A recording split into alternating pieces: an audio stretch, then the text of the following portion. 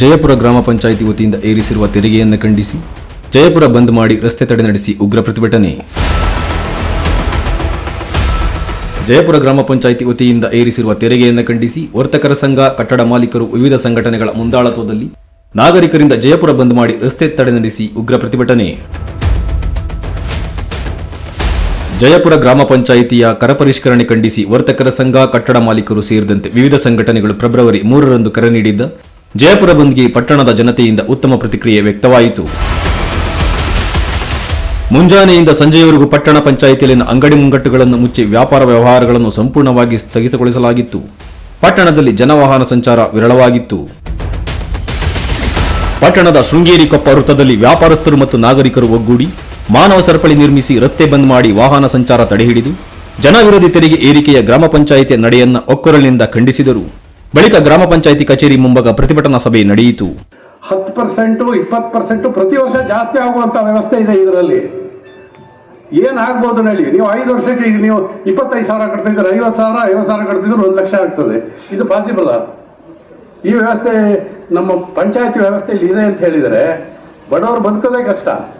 ಈ ಸಂದರ್ಭದಲ್ಲಿ ಮಾತನಾಡಿದ ವರ್ತಕರ ಸಂಘದ ಗೌರವಾಧ್ಯಕ್ಷ ಎಚ್ಎಂ ಸತೀಶ್, ಜಯಪುರ ಗ್ರಾಮ ಪಂಚಾಯಿತಿಯು ಮನಬಂದಂತೆ ಕಂದಾಯವನ್ನ ಜಾಸ್ತಿ ಮಾಡಿದೆ.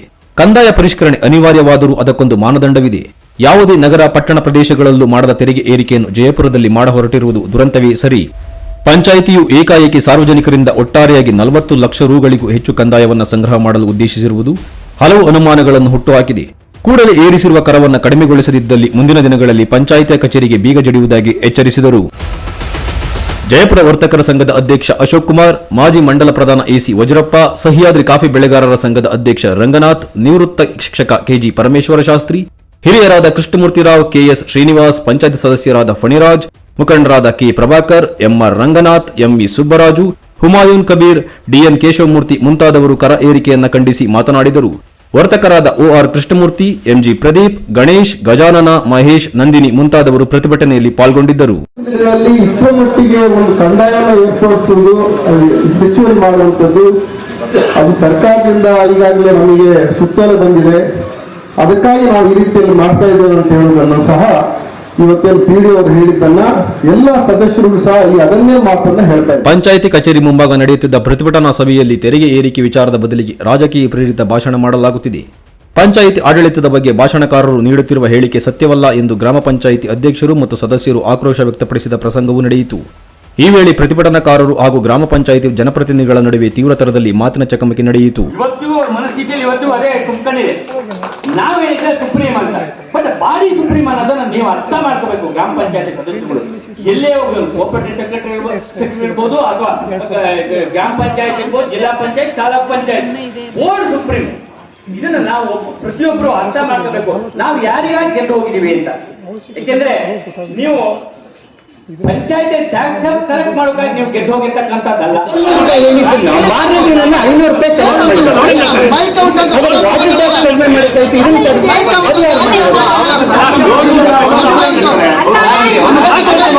ಮತ್ತೆ ಇನ್ನೊಂದು ತಿಳ್ಕೊಬೇಕು. ನಾವು ಇದು ಎಷ್ಟರ ರೇಟಿಗೆ ವ್ಯಾಲ್ಯೂಯೇಷನ್ ಮಾಡ್ತಾ ಇದ್ದಾರೆ. ನೀವು ಪ್ರತಿ 3 ವರ್ಷಕ್ಕೊಂದ್ಸರಿ ಎಷ್ಟರ ರೇಟ್ ಅವಾಗ ಸೈಟ್ ವ್ಯಾಲ್ಯೂಯೇಷನ್ ಜಾಸ್ತಿ ಆದಂಗೆ ಮತ್ತೆ ನಾವು 3 ವರ್ಷ ನಾವು ಕಟ್ತಾನೆ ಹೋಗ್ಬೇಕಾಗುತ್ತೆ.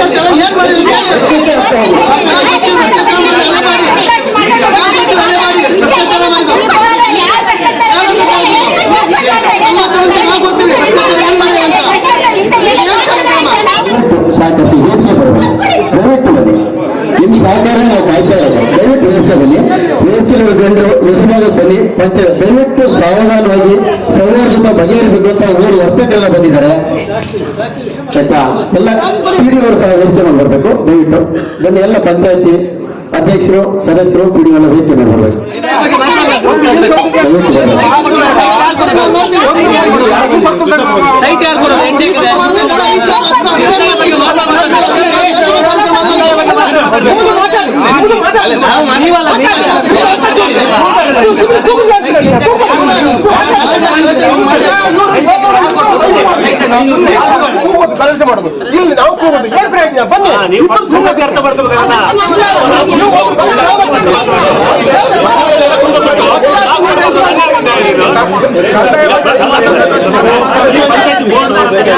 ಅವ್ರ ಮಾತನ್ನು ಸಾವಧಾನಪೂರ್ವಕ ಕೇಳಬೇಕಂತ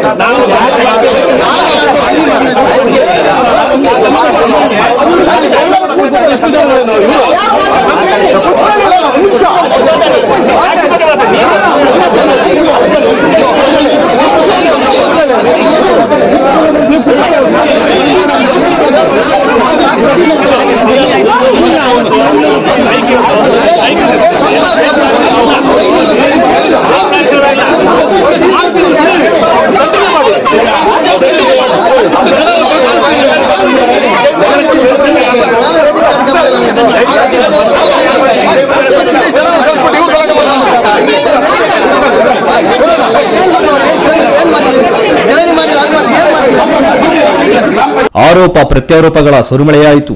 ಒಂದು ಸಂದರ್ಭದಲ್ಲಿ ಅಲ್ಲಿ ಏನು ನಡೆಯುತ್ತಿದೆ, ಯಾರು ಏನು ಮಾತನಾಡುತ್ತಿದ್ದಾರೆ ಎಂಬುದು ಅರ್ಥವಾಗದಷ್ಟು ಗೊಂದಲ ವಾತಾವರಣ ನಿರ್ಮಾಣವಾಗಿತ್ತು. ಆ ಸಂದರ್ಭದಲ್ಲಿ ಪೊಲೀಸರು ಮಧ್ಯಪ್ರವೇಶಿಸಿ ಪರಿಸ್ಥಿತಿಯನ್ನ ತಿಳಿಗೊಳಿಸಬೇಕಾಯಿತು.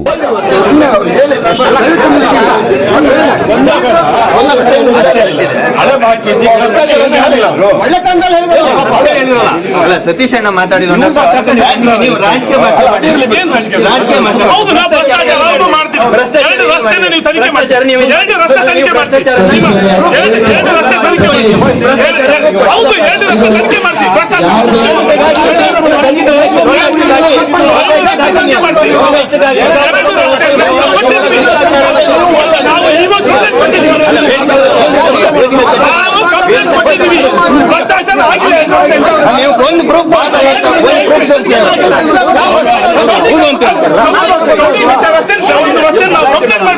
ರಿಟರ್ನ್ ಕಂಪ್ಲೇಂಟ್ ಕೊಟ್ಟಿದ್ದೀವಿ.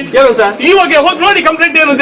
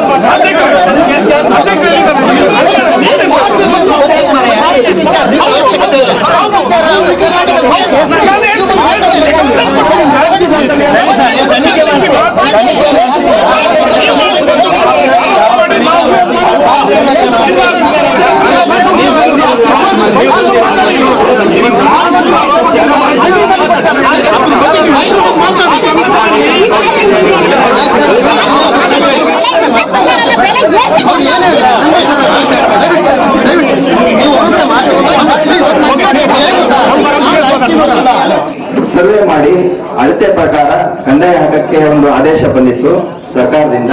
ಅದ್ರ ಪ್ರಕಾರವಾಗಿ ನಮ್ಮ ಸಿಬ್ಬಂದಿಗಳು ಆಗಿರ್ಬೋದು, ಬೇಗ ಆಗಿರ್ಬೋದು, ಅಳತೆ ಮಾಡಿದ್ದಾರೆ. ಅಳತೆ ಮಾಡಿ ದರ ತಕ್ಕನಾಗಿ ಆ ಪ್ರದೇಶದಲ್ಲಿ ವ್ಯಾಲ್ಯೂಯೇಷನ್ ಏನಿದೆ ಅದ್ರ ಪ್ರಕಾರವಾಗಿ ಕಂದಾಯವನ್ನ ವಿಧಿಸಿದ್ದಾರೆ.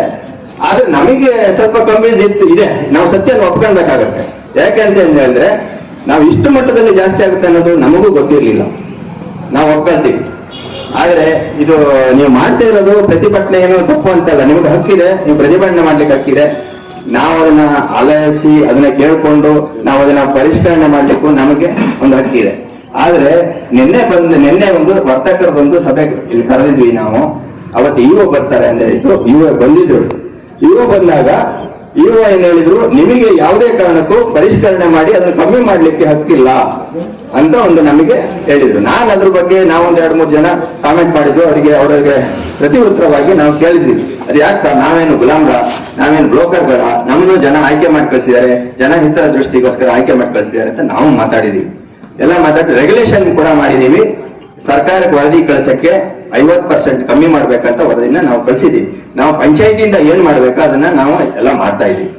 ಆಮೇಲೆ ಇವತ್ತು ಪ್ರತಿಭಟನೆ ಮಾಡಿ ಸಂತೋಷ ಇದೆ, ನಾವು ಬೇಕಾದ್ರೆ ನಿಮಗೆ ಬೆಂಬಲವಾಗಿದ್ವಿ. ಆದ್ರೆ ಸತೀಶ್ ಅವರು ಒಂದು ರಾಜಕೀಯವಾಗಿ ಭಾಷಣ ಮಾಡಿದ್ರು, ಅದು ನಮಗೆ ಹಿಡಿಸಿಲ್ಲ. ಯಾಕೆ ಅಂತ ಹೇಳಿದ್ರೆ ಇಲ್ಲಿ ಮರ ತೆಗೆದು ಮಾರಿದ್ರೆ ಒಂದು ಮರ ತೆಗೆದು ಅಲ್ಲಿ ಏನ್ ಬೆಲೆ ಬರುತ್ತೆ ಆ ಮರ? JCB ಗುಂಡಿ ತೆಗೆದು ಎಲ್ಲೋ ದುಡ್ಡು ಮಾಡ್ತಾ ಇದ್ದೀರಿ ಅಂದ್ರೆ ಎಲ್ಲಿ JCB ದುಡ್ಡು ತೆಗೆದು ಮಾಡ್ತಾ ಇರೋದು? ಭ್ರಷ್ಟಾಚಾರ ಮಾಡಿದ್ರೆ ತನಿಖೆ ಮಾಡಿಸ್ಲಿ, ಮೇಲಧಿಕಾರಿ ಇವ್ರದೇ ಸರ್ಕಾರ ಇದೆ, ಇವ್ರದೇ ಇದಿದೆ, ತನಿಖೆ ಮಾಡಿಸ್ಲಿ. ಹಾಗೇನಿದ್ರೆ ನಾವು ರಾಜೀನಾಮೆ ಕೊಟ್ಟು ಮನೆ ಹೋಗ್ತೀವಿ. ನೀವು ಹೇಳದೇ ಬೇಡ ನಾವು ರಾಜೀನಾಮೆ ಕೊಟ್ಟು ಹೋಗಿ ಅಂತ ನೀವು ಹೇಳೋದ್ ಬೇಡ, ನಾವು ಹೋಗ್ತೀವಿ. ತನಿಖೆ ಮಾಡಿ ಪ್ರೂಫ್ ಮಾಡಿ. ಅದು ಸುಮ್ಮನೆ ಆರೋಪ ಮಾಡಬೇಡಿ, ಗೊಂದಲ ಸೃಷ್ಟಿ ಮಾಡಬೇಡಿ. ಆ ನಂತರದಲ್ಲಿ ನೀವು ಹೇಳಿದ್ರಿ ಭ್ರಷ್ಟಾಚಾರ ತುಳುಕ್ತಿದೆ ಅಂತ. ಯಾರು ಭ್ರಷ್ಟಾಚಾರ ಮಾಡಿದ್ದಾರೆ ಅದನ್ನು ತನಿಖೆಯನ್ನು ಮಾಡ್ತೀವಿ. PDO ಮಾಡಿದಾರೋ ಅಥವಾ ಅಧ್ಯಕ್ಷರು ಮಾಡಿದಾರೋ, ಗ್ರಾಮ ಪಂಚಾಯತ್ ಸದಸ್ಯರುಗಳು ಮಾಡಿದಾರೋ, ಅದು ತನಿಖೆಯಿಂದ ಹೊರಗೆ ಬರಲಿ. ಇದು ರಾಜಕೀಯ ವೇದಿಕೆ ಮಾಡ್ಕೊಂಡು ಭಾಷಣ ಮಾಡೋದು ತಪ್ಪು ಅಂತ ನಮಗೆ ಆ ವಿಚಾರವಾಗಿ ನಮಗೆಲ್ಲ ಬೇಜಾರಾಗಿದೆ ಹೊರತು ನೀವು ಪ್ರತಿಭಟನೆ ಮಾಡೋದಾಗ್ಲಿ ನೀವು ಇನ್ನೊಂದು ವಿಚಾರವಾಗಿ ನಮಗೆ ಬೇಜಾರಿಲ್ಲ. ಆಮೇಲೆ ಈಗ ಬರ್ತಾರೆ, ನೀವು ಇವನ್ನೇ ಡೈರೆಕ್ಟ್ ಆಗಿ ಕೇಳಿ, ಅದನ್ನ ಏನು ಪರಿಷ್ಕರಣೆ ಮಾಡ್ಲಿಕ್ಕೆ ಆಗುತ್ತಾ, ಇನ್ನು ಕಮ್ಮಿ ಮಾಡ್ಲಿಕ್ಕೆ ಆಗುತ್ತಾ ಕೇಳಿ. ನಮಗೆ ಹಕ್ಕಿದೆಯಾ ಕೇಳಿ, ನಾವು ಹಕ್ಕಿದ್ರೆ ನಾವು ಮಾಡ್ತೀವಿ. ಪಂಚಾಯತಿ ಅವೈಜ್ಞಾನಿಕವಾಗಿ ಕಂದಾಯ ಏರಿಕೆಯ ಸಮಸ್ಯೆಗೆ ಸೂಕ್ತ ಪರಿಹಾರ ನೀಡುವಂತೆ ಆಗ್ರಹಿಸಿದ ನೂರಾರು ಸಂಖ್ಯೆಯಲ್ಲಿದ್ದ ಪ್ರತಿಭಟನಾ ನಿರತರು ಪ್ರತಿಭಟನಾ ಸ್ಥಳಕ್ಕೆ ಶಾಸಕರು ಮತ್ತು ಉನ್ನತ ಮಟ್ಟದ ಅಧಿಕಾರಿಗಳು ಬರುವಂತೆ ಪಟ್ಟು ಹಿಡಿದರು. ಚಿಕ್ಕಮಗಳೂರು ಜಿಲ್ಲಾ ಪಂಚಾಯಿತಿ ಸಿಇಒ ಗೋಪಾಲಕೃಷ್ಣ, ಕೊಪ್ಪ ತಾಲೂಕು ಪಂಚಾಯಿತಿ ಇಒ ನವೀನ್ ಕುಮಾರ್, ಜಯಪುರ ಗ್ರಾಮ ಪಂಚಾಯಿತಿ PDO JK ಶಿವಕುಮಾರ್ ಅವರುಗಳು ಯಾವ ಕಾರಣಗಳಿಂದಾಗಿ ಕರ ಏರಿಕೆಯಾಗಿದೆ ಎಂಬುದರ ಕುರಿತು ಸವಿಸ್ತಾರವಾಗಿ ಮಾತನಾಡಿದರು. ಪಂಚಾಯಿತಿ ವ್ಯಾಪ್ತಿಯಲ್ಲಿ ತೆರಿಗೆ ಏರಿಸಿರುವುದಕ್ಕೂ ಪಂಚಾಯಿತಿ ಆಡಳಿತ ವರ್ಗಕ್ಕೂ ಯಾವ ರೀತಿಯಲ್ಲೂ ಸಂಬಂಧ ಇರುವುದಿಲ್ಲ. ಅದು ಸರ್ಕಾರದ ಮಾನದಂಡದಲ್ಲಿಯೇ ಆಗಿರುತ್ತದೆ. ಈ ವಿಚಾರದಲ್ಲಿ ನಾವುಗಳು ಯಾರು ಹಸ್ತಕ್ಷೇಪ ಮಾಡುವಂತಿಲ್ಲವಾಗಿದೆ. ಮುಂದೆ ಅದು ಏನಾದರೂ ಬದಲಾವಣೆ ಆಗಬೇಕಾದರೆ ಸರ್ಕಾರದ ಮಟ್ಟದಲ್ಲಿಯೇ ಆಗಬೇಕು.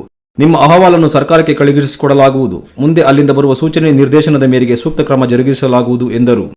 ಈಗೇನು ತೆರಿಗೆ ಪರಿಷ್ಕರಣೆ ಅನ್ನುವಂತಹ ಒಂದು ವಿಚಾರ ಇದೆ, ಇದು ಕಳೆದ ಮಾರ್ಚ್ 22ರಲ್ಲಿ ನಮಗೆ ಸರ್ಕಾರದಿಂದ ಒಂದು ಆದೇಶ ಬಂದಿದೆ. ಆ ಆದೇಶ ಬಂದ ಮೇಲೆ ಗ್ರಾಮ ಪಂಚಾಯಿತಿ ವ್ಯಾಪ್ತಿಯಲ್ಲಿ ಕೃಷಿ ತೆರಿಗೆ ನಿರ್ಧರಣೆಗೆ ಒಳಪಟ್ಟಿರೋದಂತಹ ಎಲ್ಲ ಕಟ್ಟಡ ಮತ್ತು ನಿವೇಶನಗಳನ್ನು ಸಮೀಕ್ಷೆ ಮಾಡಿ ಆ ವಿಸ್ತೀರ್ಣಕ್ಕೆ ಅನುಗುಣವಾಗಿ ಆ ಸ್ವತ್ತಿನ ಒಂದು ಬಂಡವಾಳ ಮೌಲ್ಯ ಅಂತ ಬರುತ್ತೆ.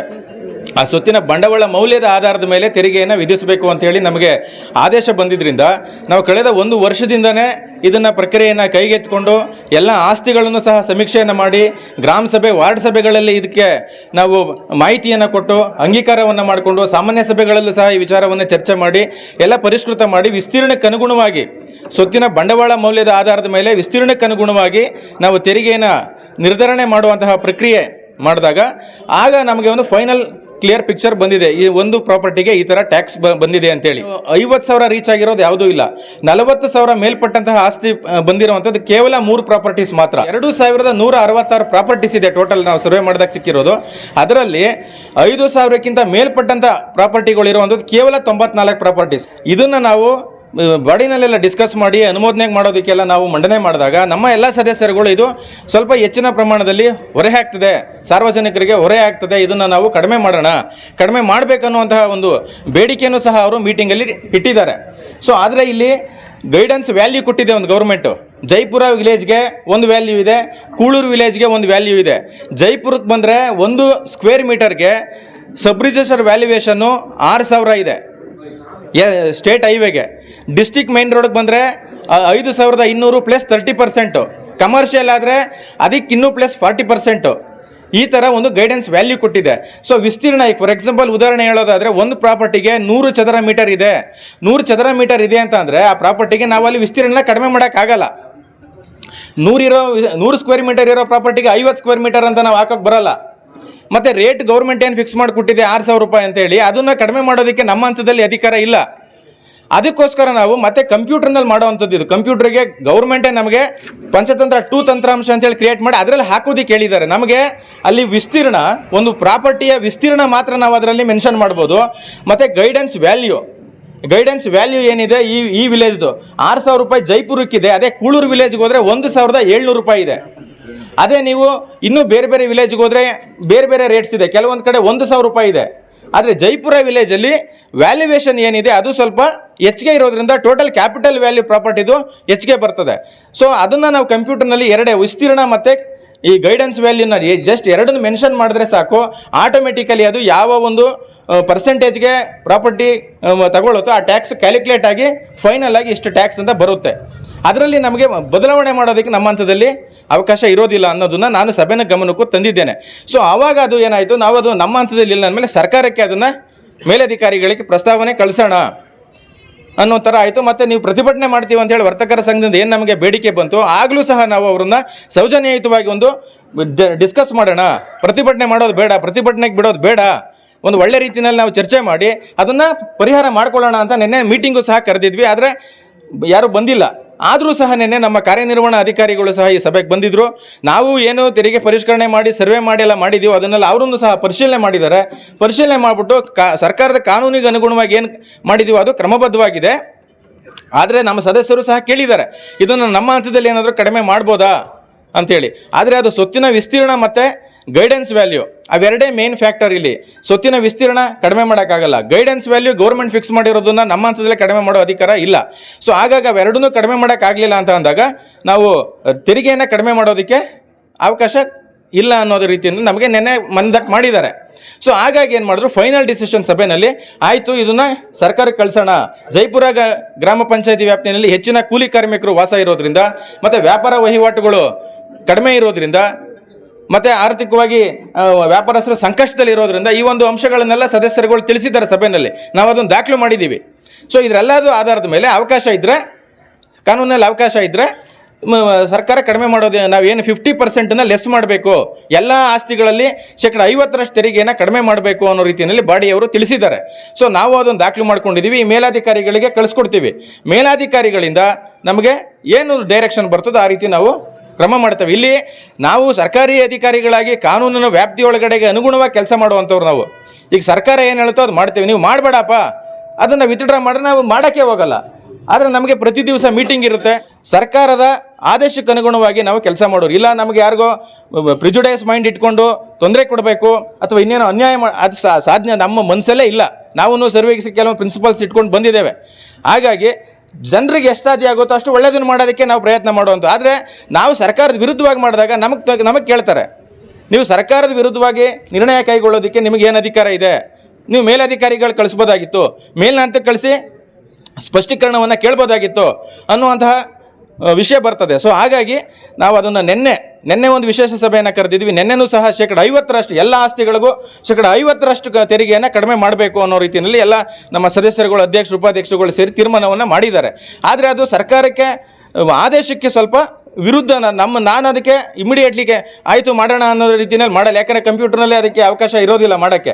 ಅದಕ್ಕೆ ಮೇಲಾಧಿಕಾರಿಗಳಿಗೆ ಅದನ್ನು ಪ್ರಸ್ತಾವನೆಯನ್ನು ಕಳಿಸ್ತೀವಿ. ಅವರು ಅದನ್ನು ಅಪ್ರೂವಲ್ ಮಾಡಿ ಆಯಿತು ನೀವು ಮಾಡಿ ಅಂತ ಬಂದರೆ ಖಂಡಿತವಾಗ್ಲೂ ಮಾಡ್ತೀವಿ, ಅದರಲ್ಲೇನು ಎರಡು ಮಾತಿಲ್ಲ.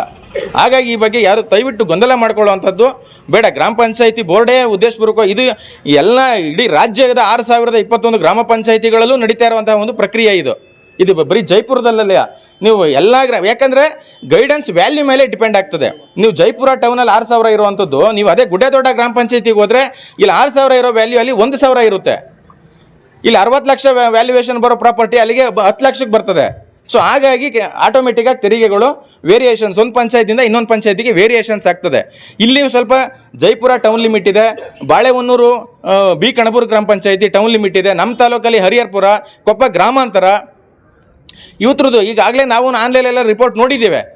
ಈಗ ಕೊಪ್ಪ ಗ್ರಾಮಾಂತರ ಪಂಚಾಯತಿದು ಹೋದ ವರ್ಷ 25 ಲಕ್ಷ ಇದ್ದಿದ್ದು ಈಗ ಹತ್ತತ್ರ 55ರಿಂದ 60 ಲಕ್ಷ ರೇಂಜಲ್ಲಿದೆ, ಆನ್ಲೈನಲ್ಲಿ ರಿಪೋರ್ಟ್ ಇದೆ. ಇದೇ ಬಿ ಕಣಬೂರು ಗ್ರಾಮ ಪಂಚಾಯತಿದು 51 ಲಕ್ಷ ಇದ್ದಿದ್ದು ಕಳೆದ ವರ್ಷ ಈಗ 1,15 ಲಕ್ಷದ ಹತ್ತತ್ರ ಡಿಮ್ಯಾಂಡ್ ಬಂದಿದೆ. ಆನ್ಲೈನ್ ರಿಪೋರ್ಟು, ನಾನು ಇದಲ್ಲ ಆನ್ಲೈನಲ್ಲಿ ಹೇಳ್ತಾ ಇರೋದು. ಇದೇ ಹರಂದೂರು ಗ್ರಾಮ ಪಂಚಾಯತಿಗೆ ಹೋದ್ರೆ 20 ಲಕ್ಷ ಇದ್ದಿದ್ದು ಈಗ 45 ಲಕ್ಷದ ಹತ್ತತ್ರ ಬಂದಿದೆ, ರಿಪೋರ್ಟ್ ಇದೆ. ಹಾಗಾಗಿ ಇದು ಒಂದೇ ಪಂಚಾಯತಿಯಲ್ಲಿ ಮಾಡ್ತಾ ಇಲ್ಲ. ದಯವಿಟ್ಟು ಸಾರ್ವಜನಿಕರು ಮತ್ತು ಆಸ್ತಿ ಮಾಲೀಕರುಗಳಲ್ಲಿ ನಾನು ಮನವಿ ಮಾಡ್ಕೊಳ್ಳೋದು, ಇದು ಯಾವುದೇ ದುರುದ್ದೇಶಪೂರ್ವಕ ನಾವು ಮಾಡಿಲ್ಲ. ಮತ್ತು ಇನ್ನೂ ಒಂದು ಏನಂದರೆ, ಸಂಬಂಧಪಟ್ಟಂಥ ಆಸ್ತಿಯ ಮಾಲೀಕರು ತಮಗೆ ಏನು ನಿಗದಿಪಡಿಸಿದ್ದೀವಿ ತೆರಿಗೆಯನ್ನು, ಅದರಿಂದ ನಿಮಗೆ ತೊಂದರೆ ಆಗ್ತಾ ಇದೆ ಅಥವಾ ಅನ್ಯಾಯ ಆಗಿದೆ ಅಂತ ಅಂದರೆ ಮಾನ್ಯ ಜಿಲ್ಲಾ ಪಂಚಾಯತಿಯ ಮುಖ್ಯ ಕಾರ್ಯನಿರ್ವಹಣಾಧಿಕಾರಿಗಳ ಸಾಹೇಬ್ರ ಹತ್ರ ಅಪೀಲ್ ಮಾಡ್ಕೊಳ್ಳೋಕೆ ಅವಕಾಶ ಇದೆ. CEO ಸಾಹೇಬ್ರಿಗೆ ಅಪೀಲ್ ಮಾಡ್ಬೋದು. ನಮಗೆ ಗ್ರಾಮ ಪಂಚಾಯತಿ ಟ್ಯಾಕ್ಸ್ ಫಿಕ್ಸ್ ಮಾಡಿರೋದು ಸಮ್ಮತಿ ಇಲ್ಲ, ಈ ಆಧಾರದ ಮೇಲೆ ಇದು ನಮಗೆ ಕಡಿಮೆ ಮಾಡಬೇಕು ಅನ್ನೋದು ಹೋದರೆ ಅವ್ರ ಅಪೀಲನ್ನು ವಿಚಾರಣೆ ಮಾಡ್ತಾರೆ. ಅದರಲ್ಲಿ ಅವ್ರು ಏನು ಡೈರೆಕ್ಷನ್ ಕೊಡ್ತಾರೋ ನಾವು ಆ ಪ್ರಕಾರ ಮಾಡೋದಕ್ಕೂ ಅವಕಾಶ ಇದೆ, ಕಾನೂನಲ್ಲೇ ಅವಕಾಶ ಇದೆ. ಸೇವೆ ಕೊಟ್ಟಿಲ್ಲ, ನೀವು ಮಾಡ್ತಿದ್ರ ಗೌರ್ಮೆಂಟಿಗೆ ಕಳಿಸ್ತೀವಿ ಅಷ್ಟೇ. ಅಷ್ಟೇ. ಆಗ್ತಿರ್ಲಿಲ್ಲ. ಅವತ್ತೇನು ನೀವು ಸ್ವಲ್ಪ ನಮ್ಮ ಪರ ಇದ್ದು ಯಾಕೆ ಅಂತ ಹೇಳ್ತೀನಿ. ಇವತ್ತು ಟ್ಯಾಕ್ಸ್ ಹೈಯೆಸ್ಟ್ ಆಗಿದೆ. ಹೈಯೆಸ್ಟ್ ಆಗದ ಕಾರಣ ನೀವು ಅವ್ರಿಗೆಲ್ಲರಿಗೂ ಗೊತ್ತಿಲ್ಲ, ನನಗೂ ಗೊತ್ತಿಲ್ಲ, ಇಲ್ಲಿ ಕೂತವ್ರಿಗೆ ಯಾರಿಗೂ ಗೊತ್ತಿಲ್ಲ. ಇವತ್ತು ನೀವು ಅವತ್ತು ಹೇಳಿದ್ರೆ, ತಿಳಿಸಿ ಹೇಳಿದ್ರೆ 0.25 0.5 ಅಂತ ಅದನ್ನ ತಿಳಿಸಿ ಹೇಳಿ ಇಷ್ಟು ಬರ್ತದೆ ಅಂದಿದ್ರು ಒಂದು ಬಿಲ್ಡಿಂಗ್ ಪಂಚಾಯತ್ ಹೇಳೋದು ಅದು ಸರಿ ಆಗ್ತಾ ಇತ್ತು. ಅದು ನೀವು ಹೇಳಿದಿರಾ? ಹೇಳಿಲ್ಲ. ನೋಡಿ, ಅದೆಲ್ಲ ಆರೋಪ ನಾನು ಎದುರುಗೊಳ್ಳಕ್ಕೆ ಸರಿ ಇಲ್ಲ. ನಿಮ್ದೇ ತಪ್ಪು. ಜಿಲ್ಲಾ ಪಂಚಾಯತ್ ಒಂದು ರೆಸೊಲ್ಯೂಷನ್ ಪಾಸ್ ಆಗುತ್ತೆ. ಆ ರೆಸೊಲ್ಯೂಷನ್ಗೆ ಸಿಒ ಬರೀತಾರೆ ನಂದು ಒಪ್ಪಿಗೆ ಇಲ್ಲ ಅಂತ, ನಾವು ಅದ್ರ ವಿರುದ್ಧವಾಗಿರ್ತೀವಿ. ಬಟ್ ನಮ್ದೇ ಪಾಸ್ ಆಗೋದು, ನಿಮ್ದು ಪಾಸ್ ಆಗೋದಿಲ್ಲ. ಇದು ಸ್ಪಷ್ಟ. ಇದು ಮತ್ತೆ ಯಾಕೆ ಅವ್ರಿಗೆ ಹೇಳಿಲ್ಲ ನೀವು? ಹೇಳಿದ್ರು ಇಷ್ಟು ಮಟ್ಟಿಗೆ ಇರುತ್ತೆ ಅಂತ ಅವ್ರಿಗೆ ಹೇಳಿಲ್ಲ. ಅವ್ರು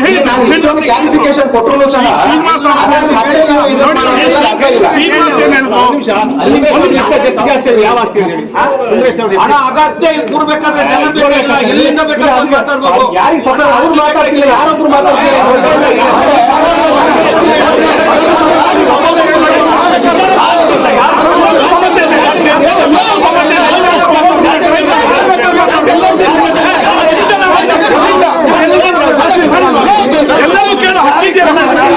ಪ್ರಾಪರ್ಟಿ ಹೇಳೋಣ ಕೊಡಿ. 40 ಸಾವಿರ ಬರ್ತದೆ, ಯಾರ ಗಮನಕ್ಕೂ ಅಲ್ಲ, ಒಂದು ಪ್ರಾಪರ್ಟಿ ಇದು ಉದಾಹರಣೆ ಕೊಟ್ಟು ಹೇಳ್ತೀನಿ ಸರ್. ಈಗ ಅಲ್ವಾ? ನೋಡಿ, ಇಲ್ಲಿ ನೀವು ಆ ಮಾತು ವಾಪಸ್ ತಗೊಳ್ಳಿ ಸರ್. ನೀವು ನಾನ್ ತಪ್ಪು ಮಾಡಿ ನನಗೆ ವೈಯಕ್ತಿಕವಾದಂತ ಲಾಭ ನಾನು ಮಾಡ್ಕೊಳಕ್ಕೆ ಏನು ಅಗತ್ಯ ಇಲ್ಲ. ಸರ್ಕಾರದ ಆದೇಶಕ್ಕೆ ಅನುಗುಣವಾಗಿ ನಾವು ಕೆಲಸ ಮಾಡಿರೋದು. ದಯವಿಟ್ಟು ಸರ್, ಈಗ ಸರ್ ಈಗ ಅದ್ ಮೇಲಾಧಿಕಾರಿ ಕಳಿಸ್ತೇವಲ್ಲ ಸರ್, ಮೇಲಾಧಿಕಾರಿ ಕಳಿಸ್ತಾ ಇದೀವಲ್ಲ.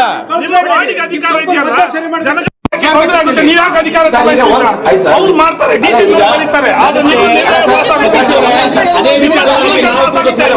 ಆಯ್ತಾ? ತಪ್ಪಾಗಿದ್ರೆ ಅಪೀಲ್ ಮಾಡಿ. ಈಗ ಎಲ್ರಿಗೂ 0.5% ಈಗ ಮೆಂಬರ್ಸ್ ಒಂದಿಬ್ರು ಅವತ್ತು ಒಪ್ಪಿದ್ದಾರೆ. 0.5% ಆಗುತ್ತೆ ಗೊತ್ತಿದೆ ಬಿಟ್ರೆ ಒಂದು ಬಿಲ್ಡಿಂಗ್ 0.5 ಇವರು ಸ್ಲ್ಯಾಬ್ ಮಾಡಿದಾಗ ಇಷ್ಟ ಆಗುತ್ತೆ ಅಂತ ಗೊತ್ತಿಲ್ಲ ಅಂತ ಹೇಳಿದ್ರು. ಅದನ್ನ ಹೇಳ್ತಾ ಇರೋದು ಎಲ್ರು. ನಾನು ಈಗ ಏನ್ ಹೇಳ್ತಿದ್ದೀನಿ ಅಂದ್ರೆ, ಇದು ಏನಾಗಿದೆ ಅಂತ ಹೇಳಿದ್ರೆ, ನಿಮ್ಗೆ ಕತ್ಲಲ್ಲಿ ಆನೆ ಮುಟ್ಟಿದಾಗ ಆಗಿದೆ. ಕಣ್ಣಿಲ್ದೇ ಇದ್ದವ್ರು ಆನೆ ಮುಟ್ಟಿದ್ರೆ ಇದು ಕಂಬ ತರ ಇದೆ, ಇದು ಇನ್ನೊಂದ್ ತರ ಇದೆ, ಇದು ರೌಂಡ್ ಇದೆ ಎಲ್ಲ ಹೇಳಿದಾಗ ಆಗತ್ತೆ. ಇಲ್ಲಿ ಏನಾಗಿದೆ ಅಂದ್ರೆ, ಸರ್ಕಾರದ ಗೈಡ್ ಲೈನ್ಸ್ ಬಂದಿದೆ, ಇವರಿಗೂ ಅದ್ರ ಬಗ್ಗೆ ಕಂಪ್ಲೀಟ್ ಗೈಡ್ ಲೈನ್ಸ್ ಇರಲಿಲ್ಲ.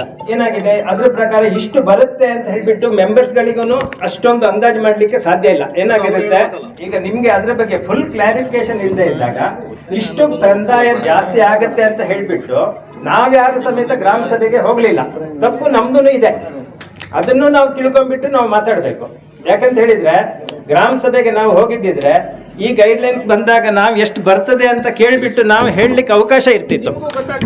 ಎಲ್ಲ ಅದೇ ಹೇಳಿದ್ ನಾನು, ಯಾರಿಗೂ ಗೊತ್ತಾಗದೇ ಇರುವಂತ ಪರಿಸ್ಥಿತಿ ಇರತ್ತಿಗೆ ಅಲ್ಲಲ್ಲ, ನಾನು ಹೇಳೋದು ಪೂರ ಕೇಳಿ. ಯಾರಿಗೂ ಗೊತ್ತಾಗದೇ ಇರುವಂತ ಪರಿಸ್ಥಿತಿ ಇರೋತ್ತಿಗೆ ಇವ್ರೇನ್ ಮಾಡಿದ್ದಾರೆ ಅಂತ ಹೇಳಿದ್ರೆ, ಒಂದ್ಸರಿ ಎಲ್ಲ ಫಿಕ್ಸ್ ಆದ್ಮೇಲೆ ಇಷ್ಟಿಷ್ಟು ಬರ್ತದೆ ಅಂತ ಇವ್ರಿಗೆ ಅಂದಾಜಾದ್ಮೇಲೆ ಇವ್ರು ಏನ್ ಮಾಡಿದ್ದಾರೆ, ಇಲ್ಲ ಇದರಲ್ಲಿ 25% ಅಥವಾ 50% ಕಮ್ಮಿ ಮಾಡಬೇಕು ಅಂತ ಹೇಳ್ಬಿಟ್ಟು ಹೇಳಿ ಇವರು ರೆಸೊಲ್ಯೂಷನ್ ಕಳಿಸಿದ್ದಾರೆ. ಅದನ್ನ ಇವ್ರು ಒಂದು ಏನು ಮಾಡ್ಬೋದಿತ್ತು ಅಂತ ಹೇಳಿದ್ರೆ, ಇಲ್ಲ ನಮ್ಗೆ ಇದಕ್ಕೆ ಒಪ್ಪಿಗೆ ಇಲ್ಲ, ನಾವು ಡಿಸೆಂಟ್ ನೋಟ್ ಹಾಕಿ ಅಂತ ಹೇಳಿ ಮಾಡಿದ್ದಿದ್ರೆ ಆಗ ಇಷ್ಟೆಲ್ಲ ಸಮಸ್ಯೆಗಳಿಗೆ ಈ ಎಲ್ರೂ ಏನಾಗ್ತಿತ್ತು ಅಂತ ಹೇಳಿದರೆ, ಆಗ ಇದೊಂದು ಕ್ಲಾರಿಫಿಕೇಷನ್ಗೆ ಕರೆಕ್ಟಾಗಿ ಜಿಒ ಆಗಲಿ ಅಥವಾ CS ಆಗಲಿ ಎಲ್ಲ ಬರೆದುಬಿಟ್ಟು ಮಾಡಲಿಕ್ಕೆ ಒಂದು ಅವಕಾಶ ಇತ್ತು. ಅದನ್ನು ಎಲ್ಲರೂ ತಪ್ಪಿದ್ದಾರೆ, ನಾವು ತಪ್ಪಿದ್ದೀವಿ. ಯಾಕಂತ ಹೇಳಿದರೆ ನಾವು ಪಂಚಾಯತ್ ಮೀಟಿಂಗಿಗೆ, ನಾವು ಗ್ರಾಮ ಸಭೆಗೆ ನಾವು ಯಾರೂ ಹೋಗಲಿಲ್ಲ. ಇದು ನಮ್ಮದು ತಪ್ಪಿದೆ, ಅವ್ರದ್ದು ತಪ್ಪಿದೆ. ಹಾಗಾಗಿದ್ರಿಂದ ನಾನು ಹೇಳೋದೇನೆಂದರೆ, ಈಗ ಪರಿಸ್ಥಿತಿನಲ್ಲಿ ಇಲ್ವಾ ಈ ಇಒ ಆಗಲಿ ಇವರು ಕರಪ್ಷನ್ ಇಲ್ಲ. ಮೆಂಬರ್ಸ್ ಬಗ್ಗೆ ಯಾರು, ನನ್ನ ಬಗ್ಗೆ ಏನಂತ ಹೇಳಿದರೆ, ನನ್ನ ನೋಟಕ್ಕೆ ಬಂದಾಗೆ ಅವ್ರು ಯಾರು ಅಷ್ಟೊಂದು ಕರಪ್ಷನ್ ಯಾರು ಮಾಡಲಿಲ್ಲ. ಇಲ್ಲಿ ಯಾರು ಪರನ ವಿರೋಧನ ಅಲ್ಲೆಲ್ಲ ಟೆಕ್ನಿಕಲಿ ಮಾತಾಡೋದು ಇದು ರೈಟ್ ಆನ್ಸರ್ ಅಲ್ಲ. ಫಾರ್ ಎಕ್ಸಾಂಪಲ್, ನಿಮ್ ಜಾಗ ಇದೆ, ಅಲ್ಲಿ ಹಾಕ್ಬಿಟ್ರೆ ಕ್ಲಿಯರ್ ಆಗಿ ಗೊತ್ತಾಗ್ಬಿಡುತ್ತೆ ಇಷ್ಟೇ ಅಂತ. ಅದು ಗೊತ್ತಿದೆ, ಯಾರಿಗೆ PDO ಗೊತ್ತಿದೆ, ನಮ್ಮ ಮೆಂಬರ್ಸ್ಗಳಿಗೆ ಆಲ್ರೆಡಿ ಸಿಸ್ಟಮ್ ಅಲ್ಲಿ ಗೊತ್ತಾಗ್ತದೆ. ಇಲ್ಲ ನಮ್ಗೆ ಗೊತ್ತಾಗಿಲ್ಲ ಅಂತ ಹೇಳಿದ್ರೆ ಅವ್ರಿಗೆ ತಿಳಿಸಿ ಹೇಳಿಲ್ಲ ಅಂತ ಹೇಳಿ ನಮ್ಮ ಸುಂದರೇಶ್ ಹೇಳ್ತಾರೆ, ಕರೆಕ್ಟ್ ಅಲ್ವಾ? ಅದ್ರ ಬಗ್ಗೆ ನಮಗೆ ಕ್ಲಾರಿಫಿಕೇಶನ್ ಕೊಡಿ ಅಂತ ಅವ್ರು ಕೇಳ್ತಾರೆ, ಕರೆಕ್ಟ್ ಅಲ್ವಾ? ಸೊ ಈ ಆಧುನಿಕದಲ್ಲಿ ನನ್ನ ಮೊಬೈಲ್ ಹಾಕಿದ್ರು ನನ್ಗೆ ಗೊತ್ತಾಗುತ್ತೆ ಎಷ್ಟು ಕಲೆಕ್ಟ್ ಅಲ್ಲಿ ಆಗ್ತಾ ಇದೆ. ಸಾರ್ವಜನಿಕರಿಗೂ ಸಹ ನಾವು ಇದನ್ನ ಪ್ರಚಾರ ಪಡಿಸ್ತಾ ಇದೀವಿ. ಡ್ರಾಫ್ಟ್ಸ್ ರೆಡಿ ಇರುತ್ತೆ, ಬಂದು ಪರಿಶೀಲನೆ ಮಾಡಿಕೊಂಡು ಏನಾದ್ರು ಅಬ್ಜೆಕ್ಷನ್ಸ್ ಇದ್ರೆ ಅಬ್ಜೆಕ್ಷನ್ಸ್ ಸಹ ಹಾಕ್ಬೋದು ಅಂತ ಹೇಳಿ 15 ದಿನ ಕಾಲಾವಕಾಶಗಳು ಕೊಟ್ಟು ಟೈಮು ಸಹ ಕೊಟ್ಟು ಪ್ರಚಾರ ಮಾಡಿದೀವಿ. ಸಭೆನಲ್ಲೂ ಡಿಸ್ಕಸ್ ಆಗಿದೆ. ಆದ್ರೆ ಈಗ ಜನರಿಂದ ವಿರೋಧ ಬಂದಿದೆ ಅಂದ ತಕ್ಷಣ ನನಗೆ ಮಾಹಿತಿ ಗೊತ್ತೇ ಇಲ್ಲ ಮಾಡೇ ಇಲ್ಲ ಅಂತಂದ್ರೆ ರೆಸೊಲ್ಯೂಷನ್ ಇದೆಯಲ್ಲ. ಮೆಂಬರ್ಸ್ ಹೇಳ್ತಾರೆ ನಮ್ಗೆ ಗೊತ್ತಾಗಿಲ್ಲ ಅಂತ. ಅಲ್ಲ ಹೇಳಿ, ಎಲ್ಲ ಸರಿ ಸರ್ ಹೇಳಿ ನೋಡಿ. ನಮಸ್ಕಾರ. ಮಾಹಿತಿ ಇಲ್ಲ ಅಂತ ಹೇಳೋದು ಸುಳ್ಳು. ಮಾಹಿತಿ ಇದೆ, ಬಟ್ ಇಷ್ಟು ಜಾಸ್ತಿ ಆಗುತ್ತೆ, ಇಷ್ಟೇ ಇದು ಬರುತ್ತೆ ಅಂತ ಗೊತ್ತಿರಲಿಲ್ಲ. ಒಂದು ನಿಮಿಷ ಇರಿ, ನಾನು ಹೇಳ್ತೀನಿ ಇರಿ, ಒಂದು ನಿಮಿಷ ನಾನು ಮಾತಾಡಬೇಡಿ. ಈಗ ನೀವೆಲ್ಲ ಮಾತಾಡಿರಲ್ಲ, ನನಗೆ ಮಾತಾಡಬೇಡಿ. ಆ ವಿಚಾರ ಗೊತ್ತಾದ್ಮೇಲೆ 25% ಕಮ್ಮಿ ಮಾಡಬೇಕು ಅಂತ ಹೇಳಿ ನಾವು ತೀರ್ಮಾನಕ್ಕೆ ಬಂದಿದ್ದೀವಿ. ಅದನ್ನು ನಾನು ಸತೀಶನ ನಾನು ಮಾತಾಡಿದ್ದೀನಿ. ಆಗ ಅವ್ರು ಇನ್ನೂ ಸ್ವಲ್ಪ ಕಮ್ಮಿ ಮಾಡಬೇಕು ಅಂತ ಹೇಳಿ ನಿನ್ನೆ ಮೀಟಿಂಗ್ ಅಲ್ಲಿ ವರ್ತಕರನ್ನು ಕರೆದಿದ್ದೀವಿ. ಅಧ್ಯಕ್ಷ ನಾವು ಲೆಟರ್ ಸಮೇತ ಕಳಿಸಿದ್ವಿ. ಅವ್ರು ಯಾರು ಬರಲಿಲ್ಲ. ಅದ್ರ ಮೇಲೆ ಈವನ್ ಕರೆಸಿ ಇದಕ್ಕೆ ಅವಕಾಶ ಇದೆ ಅಂತ ಕೇಳಿ, ಇಲ್ಲ ಅವಕಾಶ ಇಲ್ಲ ಇದರಲ್ಲಿ ಯಾವುದು ಮಾಡಕ್ಕೆ ಅಂತ ಹೇಳಿದ್ರು. ಅದು ಪಣಿಯವರು ಮತ್ತು ಶ್ರೀನಿವಾಸ ಮತ್ತು ನಾನು ಮಾತ್ರ ತಪ್ಪಾಗ್ತದೆ.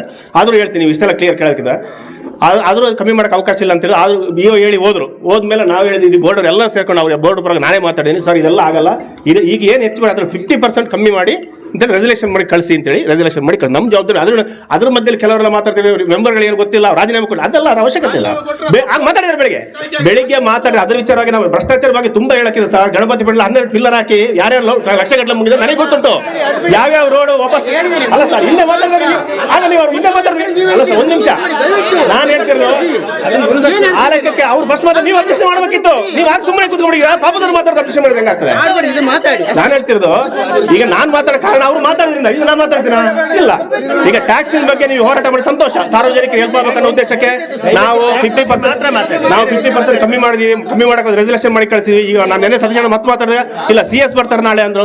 CS ಬರಲಿ, ಮಾಡಕ್ ಅವಕಾಶ ಇದ್ರೆ ನಾವು ಮಾಡಕ್ ರೆಡಿ ಇದ್ದೀವಿ. ನಾವು ಸಾರ್ವಜನಿಕರ ಒಟ್ಟಿಗೆ ಇದ್ದೀವಿ, ಅದ್ರಲ್ಲಿ ಎರಡು ಮಾತಿಲ್ಲ. ಅದ್ರ ಮಧ್ಯೆ ರಾಜಕೀಯ ತರಕ್ಕೆ ಹೋದ್ರೆ ನಾವು ಮಾಡ್ತೀವಿ. ನಮಗೆ ಗೊತ್ತು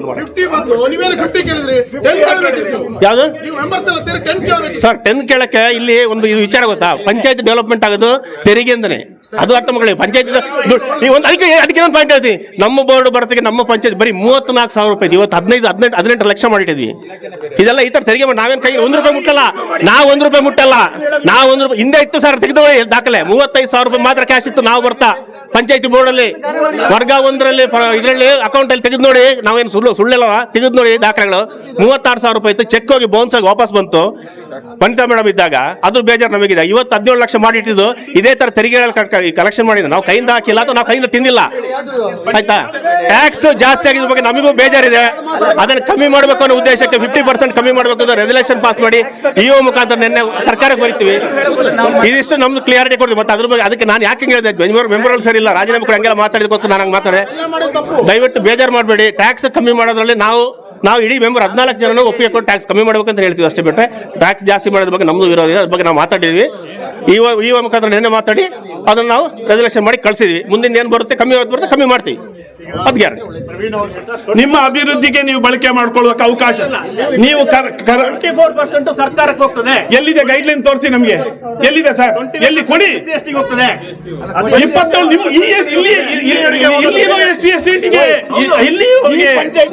ಈ ಪಂಚಾಯತಿ ಅವರಿಗೆ ಬೇರೆ ಯಾರ್ದು ಅಲ್ಲ, ಈ ಪಂಚಾಯತಿ ಹೋಗುತ್ತೆ ನೋಡಿ.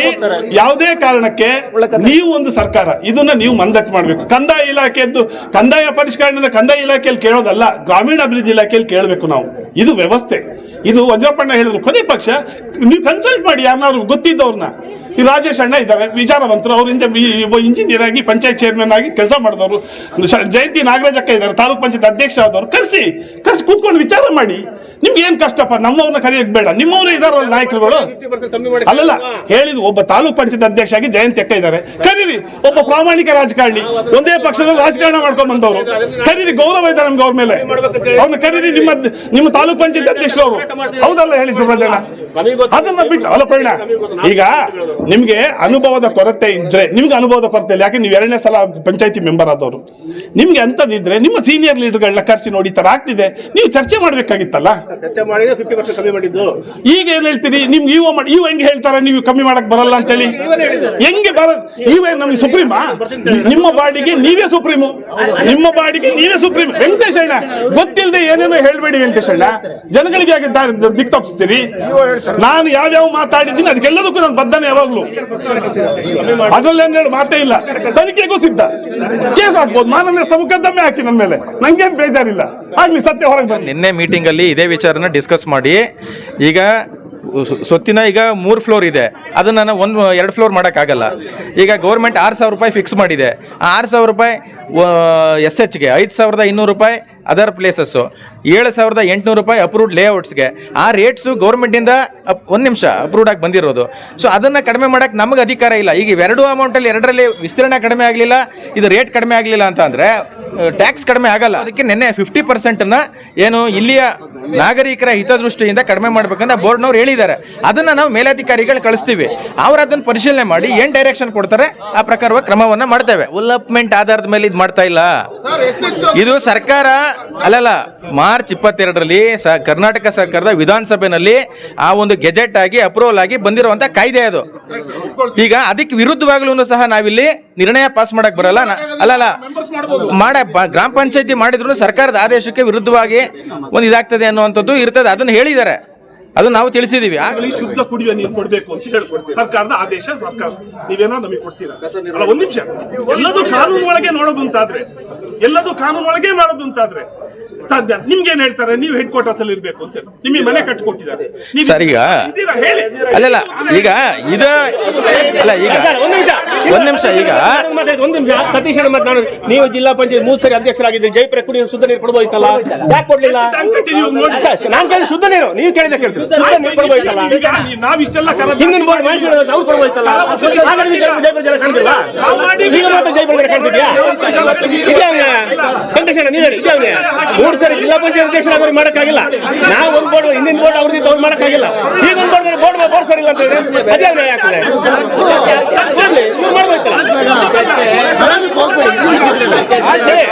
ನೋಡಿ, ನಾನೇ ಕೇಳಿ 3 ಜಿಲ್ಲಾ ಪಂಚಾಯತ್ ಅಧ್ಯಕ್ಷರಾಗಿದೆ, ಇವ್ರ ಹತ್ರ ಮಾಡಕ್ಕಾಗಿಲ್ಲ.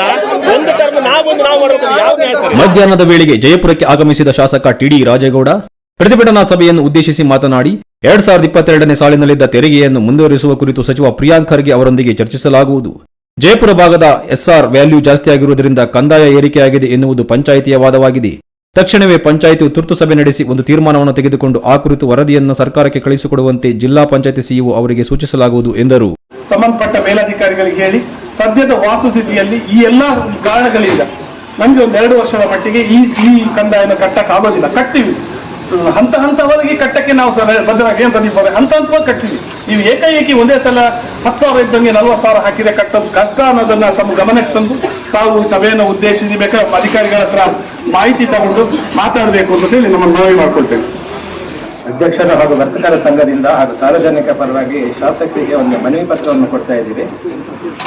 ಈ ಮೇಲ್ಕಂಡ ವಿಷಯಕ್ಕೆ ಸಂಬಂಧಿಸಿದಂತೆ 2023-24 ಸಾಲಿನ ಕಟ್ಟಡ ಹಾಗೂ ನಿವೇಶನ ಆಸ್ತಿಗಳ ಪರಿಷ್ಕೃತ ತೆರಿಗೆ 1 ರಿಂದ 7 ಪಟ್ಟು ಜಾಸ್ತಿ ಆಗಿರೋದ್ರಿಂದ, ಜೈಪುರದಲ್ಲಿ ಬರ ಹಾಗೂ ವ್ಯಾಪಾರ ವಹಿವಾಟುಗಳು ಕಡಿಮೆ ಇರೋದ್ರಿಂದ, ಹಾಗೂ ಜೈಪುರದ ಮುಖ್ಯ ರಸ್ತೆ ಅಗಲೀಕರಣ ಪ್ರಸ್ತಾವನೆ ಮುಂದೆ ಇರೋದ್ರಿಂದ, ಹಾಗೂ ಜೈಪುರದ ಸುತ್ತಮುತ್ತ ನಿವೇಶನಗಳ ಮಾರುಕಟ್ಟೆಯ ಮಾರ್ಗಸೂಚಿ ದರ ಸಬ್ ರಿಜಿಸ್ಟ್ರಾರ್ ವ್ಯಾಲ್ಯೂಯೇಷನ್ ಅವೈಜ್ಞಾನಿಕವಾಗಿದ್ದು, ಈ ವಿಚಾರವನ್ನು ಸಹ ಕಂದಾಯ ಮಂತ್ರಿಗಳ ಜೊತೆ ಚರ್ಚೆ ಮಾಡಿ ಈ ಭಾಗದಲ್ಲಿ ವಾಣಿಜ್ಯ ಬೆಳೆಯಾದ ಅಡಿಕೆಗೆ ಎಲೆಚುಕ್ಕಿ ಮತ್ತು ಹಳದಿಯಲೆ ರೋಗ ಇರುವುದರಿಂದ ರೈತಾಪಿ ವರ್ಗ ಆರ್ಥಿಕವಾಗಿ ಸಂಕಷ್ಟದಲ್ಲಿದ್ದರು. ಜಯಪುರ ಗ್ರಾಮ ಪಂಚಾಯಿತಿಯ ಕಂದಾಯ ಇಲಾಖೆ ಮರುಪರಿಶೀಲನೆ ಮಾಡುವಂತೆ ಮುಖ್ಯ ಕಾರ್ಯನಿರ್ವಹಣಾಧಿಕಾರಿಗಳು ಜಿಲ್ಲಾ ಪಂಚಾಯತ್ ಚಿಕ್ಕಮಗಳೂರು ಇವರಿಗೆ ಸೂಚನೆ ನೀಡುವಂತೆ ಜಯಪುರ ಗ್ರಾಮ ಪಂಚಾಯಿತಿಯ ಸಮಸ್ತ ನಾಗರಿಕರು ನಿಮ್ಮಲ್ಲಿ ಮನವಿ ಮಾಡಿಕೊಳ್ಳುತ್ತಿದ್ದೇವೆ. ಈ ಮನವಿ ಪತ್ರವನ್ನ ಶಾಸಕರು ತಗೊಳ್ಬೇಕು ಅಂತ ಹೇಳ್ಬಿಟ್ಟು ಕೇಳ್ಕೊಳ್ತಾ ಇದ್ದೀವಿ. ಒಟ್ಟು ನಮ್ಮ ಜಯಪುರ ಗ್ರಾಮ ಪಂಚಾಯತಿಯಲ್ಲಿ ಸುಮಾರು 2,166 ಪ್ರಾಪರ್ಟಿಗಳಿದ್ದಾವೆ. ಈ 2,166 ಪ್ರಾಪರ್ಟಿಯಲ್ಲಿ ಸುಮಾರು 1,000 ರೂಪಾಯಿಯಷ್ಟು ಟ್ಯಾಕ್ಸ್ ನಾವು 1,007 ಪ್ರಾಪರ್ಟಿಗಳಿಗೆ ಹಾಕ್ತಾ ಇದೀವಿ. ಅಂದ್ರೆ 50% ಪ್ರಾಪರ್ಟಿ ಏನಿದೆ, ನಿವೇಶನ ಇರ್ಬೋದು, ಮನೆಗಳಿರ್ಬೋದು, ಅವಕ್ಕೆ 1,000 ರೂಪಾಯಿಗಿಂತ ಕಡಿಮೆ ಟ್ಯಾಕ್ಸ್ ಬರುತ್ತೆ. ಆದ್ರೆ 1,000 ರೂಪಾಯಿಯಿಂದ 2,000 ರೂಪಾಯಿವರೆಗೆ ಸುಮಾರು 693 ಪ್ರಾಪರ್ಟಿಗಳಿಗೆ 2,000 ರೂಪಾಯಿವರೆಗೆ ಟ್ಯಾಕ್ಸ್ ಹಾಕ್ತೀವಿ. ಉಳಿದ ಹಾಗೆ ಈಗ ಹೆಚ್ಚಿನ ಜನರು ಗಮನಕ್ಕೆ ಬಂದಿರೋದು 2,000ಕ್ಕಿಂತ ಜಾಸ್ತಿ ಸುಮಾರು 40,000 ರೂಪಾಯಿವರೆಗೂ ಟ್ಯಾಕ್ಸ್ ಹಾಕಿದೀವಿ ಅಂತೇಳಿ ಗ್ರಾಮ ಪಂಚಾಯತಿ. ಅದನ್ನ ಪರಿಶೀಲನೆ ಮಾಡಿದಾಗ 2,000 ರೂಪಾಯಿಂದ 5,000 ರೂಪಾಯಿವರೆಗೆ ಟ್ಯಾಕ್ಸ್ ಹಾಕಿರುವಂತಹ ಪ್ರಾಪರ್ಟಿಗಳು 174 ಇದಾವೆ. ಹಾಗೆ 5,000 ಇಂದ 10,000 ರೂಪಾಯಿವರೆಗೆ ಟ್ಯಾಕ್ಸ್ ಹಾಕಿರೋದು 59 ಪ್ರಾಪರ್ಟಿಗಳಿದಾವೆ. 10,000 ರೂಪಾಯಿಂದ 20,000 ರೂಪಾಯಿವರೆಗೆ 23 ಪ್ರಾಪರ್ಟಿಗಳಿದಾವೆ. 20,000ಕ್ಕಿಂತ ಜಾಸ್ತಿ ಇರುವಂತದ್ದು 40,000ವರೆಗಿದೆ 12 ಪ್ರಾಪರ್ಟಿಗಳಿದಾವೆ ಜೈಪುರದಲ್ಲಿ. ಆದ್ರೆ ಪ್ರಶ್ನೆ ಏನಂದ್ರೆ, ಹಿಂದೆ ಇಷ್ಟಿರ್ಲಿಲ್ಲ, ಈಗ ಸಡನ್ ಆಗಿ 4 ಪಟ್ಟಷ್ಟು ಜಾಸ್ತಿ ಆಗಿದೆ, 10 ಪಟ್ಟಷ್ಟು ಜಾಸ್ತಿ ಆಗಿದೆ. ಇದು ಆಗಿದ್ದು ಹೌದು. 2019 ಅದಕ್ಕಿಂತ ಮುಂಚೆ 2022ರಲ್ಲಿ ಈ ಟ್ಯಾಕ್ಸ್ಗಳಿಗೆ ಹೊಸ ನಿಯಮ ಸರ್ಕಾರ ಜಾರಿಗೆ ತಂತು. ಅದಕ್ಕಿಂತ ಮುಂಚೆ ಟ್ಯಾಕ್ಸ್ನ ಗ್ರಾಮ ಪಂಚಾಯತಿಯವರು ಫಿಕ್ಸ್ ಮಾಡಿ ಕಂಪ್ಯೂಟರ್ನಲ್ಲಿ ಎಂಟ್ರಿ ಮಾಡ್ಲಿಕ್ಕಿತ್ತು. ಒಂದು ಸೈಟ್ಗೆ ಅಥವಾ ಮನೆಗೆ ಮೆಜರ್ಮೆಂಟ್ ತಗೊಂಡು ಆಪ್ಷನ್ ಇತ್ತು 0.05% ಇಂದ 0.10% ವರೆಗೆ ಎಷ್ಟು ಬೇಕಾದ್ರೂ ಟ್ಯಾಕ್ಸ್ನ ಗ್ರಾಮ ಪಂಚಾಯತಿಯವರು ಹಾಕ್ಲಿಕ್ಕೆ ಅವಕಾಶ ಇತ್ತು. ಒಂದು ಬಿಲ್ಡಿಂಗ್ ನ ಅಳತೆ ಮಾಡಿ 0.05% ಮಿನಿಮಮ್ ಹಾಕ್ಬಿಟ್ಟು ಕೊಡ್ತಾ ಇದ್ರು. ಆದ್ರೆ ಈಗ ಸರ್ಕಾರ 2022ರಿಂದ ಜಾರಿಗೆ ತಂದ ಹೊಸ ಟ್ಯಾಕ್ಸ್ ರೂಲ್ಸ್ ಅಲ್ಲಿ ಗ್ರಾಮ ಪಂಚಾಯತಿಯವರು ಆ ತರ ಯಾವುದೇ ರೀತಿಯ ಟ್ಯಾಕ್ಸ್ ನ ಫೈನಲ್ ಆಗಿ ಎಂಟ್ರಿ ಮಾಡ್ಲಿಕ್ಕಿಲ್ಲ. ಅಂದ್ರೆ ಒಂದು ಬಿಲ್ಡಿಂಗ್ ಈಗ 2,000 ರೂಪಾಯಿ ಟ್ಯಾಕ್ಸ್ ಅಂತ ಹೇಳಿ ಎಂಟ್ರಿ ಮಾಡಂಗಿಲ್ಲ. ಪಂಚಾಯತಿಯವರಿಗೆ ಅವಕಾಶ ಇರೋದಿಷ್ಟೇ, ಆ ಗ್ರಾಮ ಪಂಚಾಯತ್ ಅಳತೆ ಎಷ್ಟು 60-40 ಇದೆಯಾ 30-40 ಇದೆಯಾ ಹಾಕ್ಬೇಕು. ಬಿಲ್ಡಿಂಗ್ ಸೈಜ್ ಏನಿದೆ 30-40 ಇದೆಯಾ ಅಥವಾ 60-40 ಇದೆಯಾ, ಎಷ್ಟು ಫ್ಲೋರ್ ಇದೆ, 1 ಫ್ಲೋರ್ 2 ಫ್ಲೋರ್, ಗ್ರೌಂಡ್ ಫ್ಲೋರ್ ಆದ್ರೆ ಎಷ್ಟು, ಸೆಕೆಂಡ್ ಫ್ಲೋರ್ ಆದ್ರೆ ಎಷ್ಟು, ಥರ್ಡ್ ಫ್ಲೋರ್ ಆದ್ರೆ ಅದಕ್ಕೆ ಏನ್ ಮೆಟೀರಿಯಲ್ ಬಳಸಿದ್ದಾರೆ, RCC ಸ್ಲ್ಯಾಬ್ ಅಥವಾ ಹಂಚಿನ ಮನೆನಾ, RCC ಸ್ಲ್ಯಾಬ್ ಅನ್ನು ಮತ್ತೆ ಟೈಲ್ಸ್ ಯೂಸ್ ಮಾಡಿದಾರ, ಗ್ರಾನೈಟ್ ಯೂಸ್ ಮಾಡಿದಾರ ಅಥವಾ ಸಿಮೆಂಟ್ ನೆಲನ, ಈ ತರ ಎಲ್ಲ ಡಾಟಾ ಎಂಟ್ರಿ ಮಾಡ್ಕೊಂಡು ಹೋಗ್ತೀವಿ.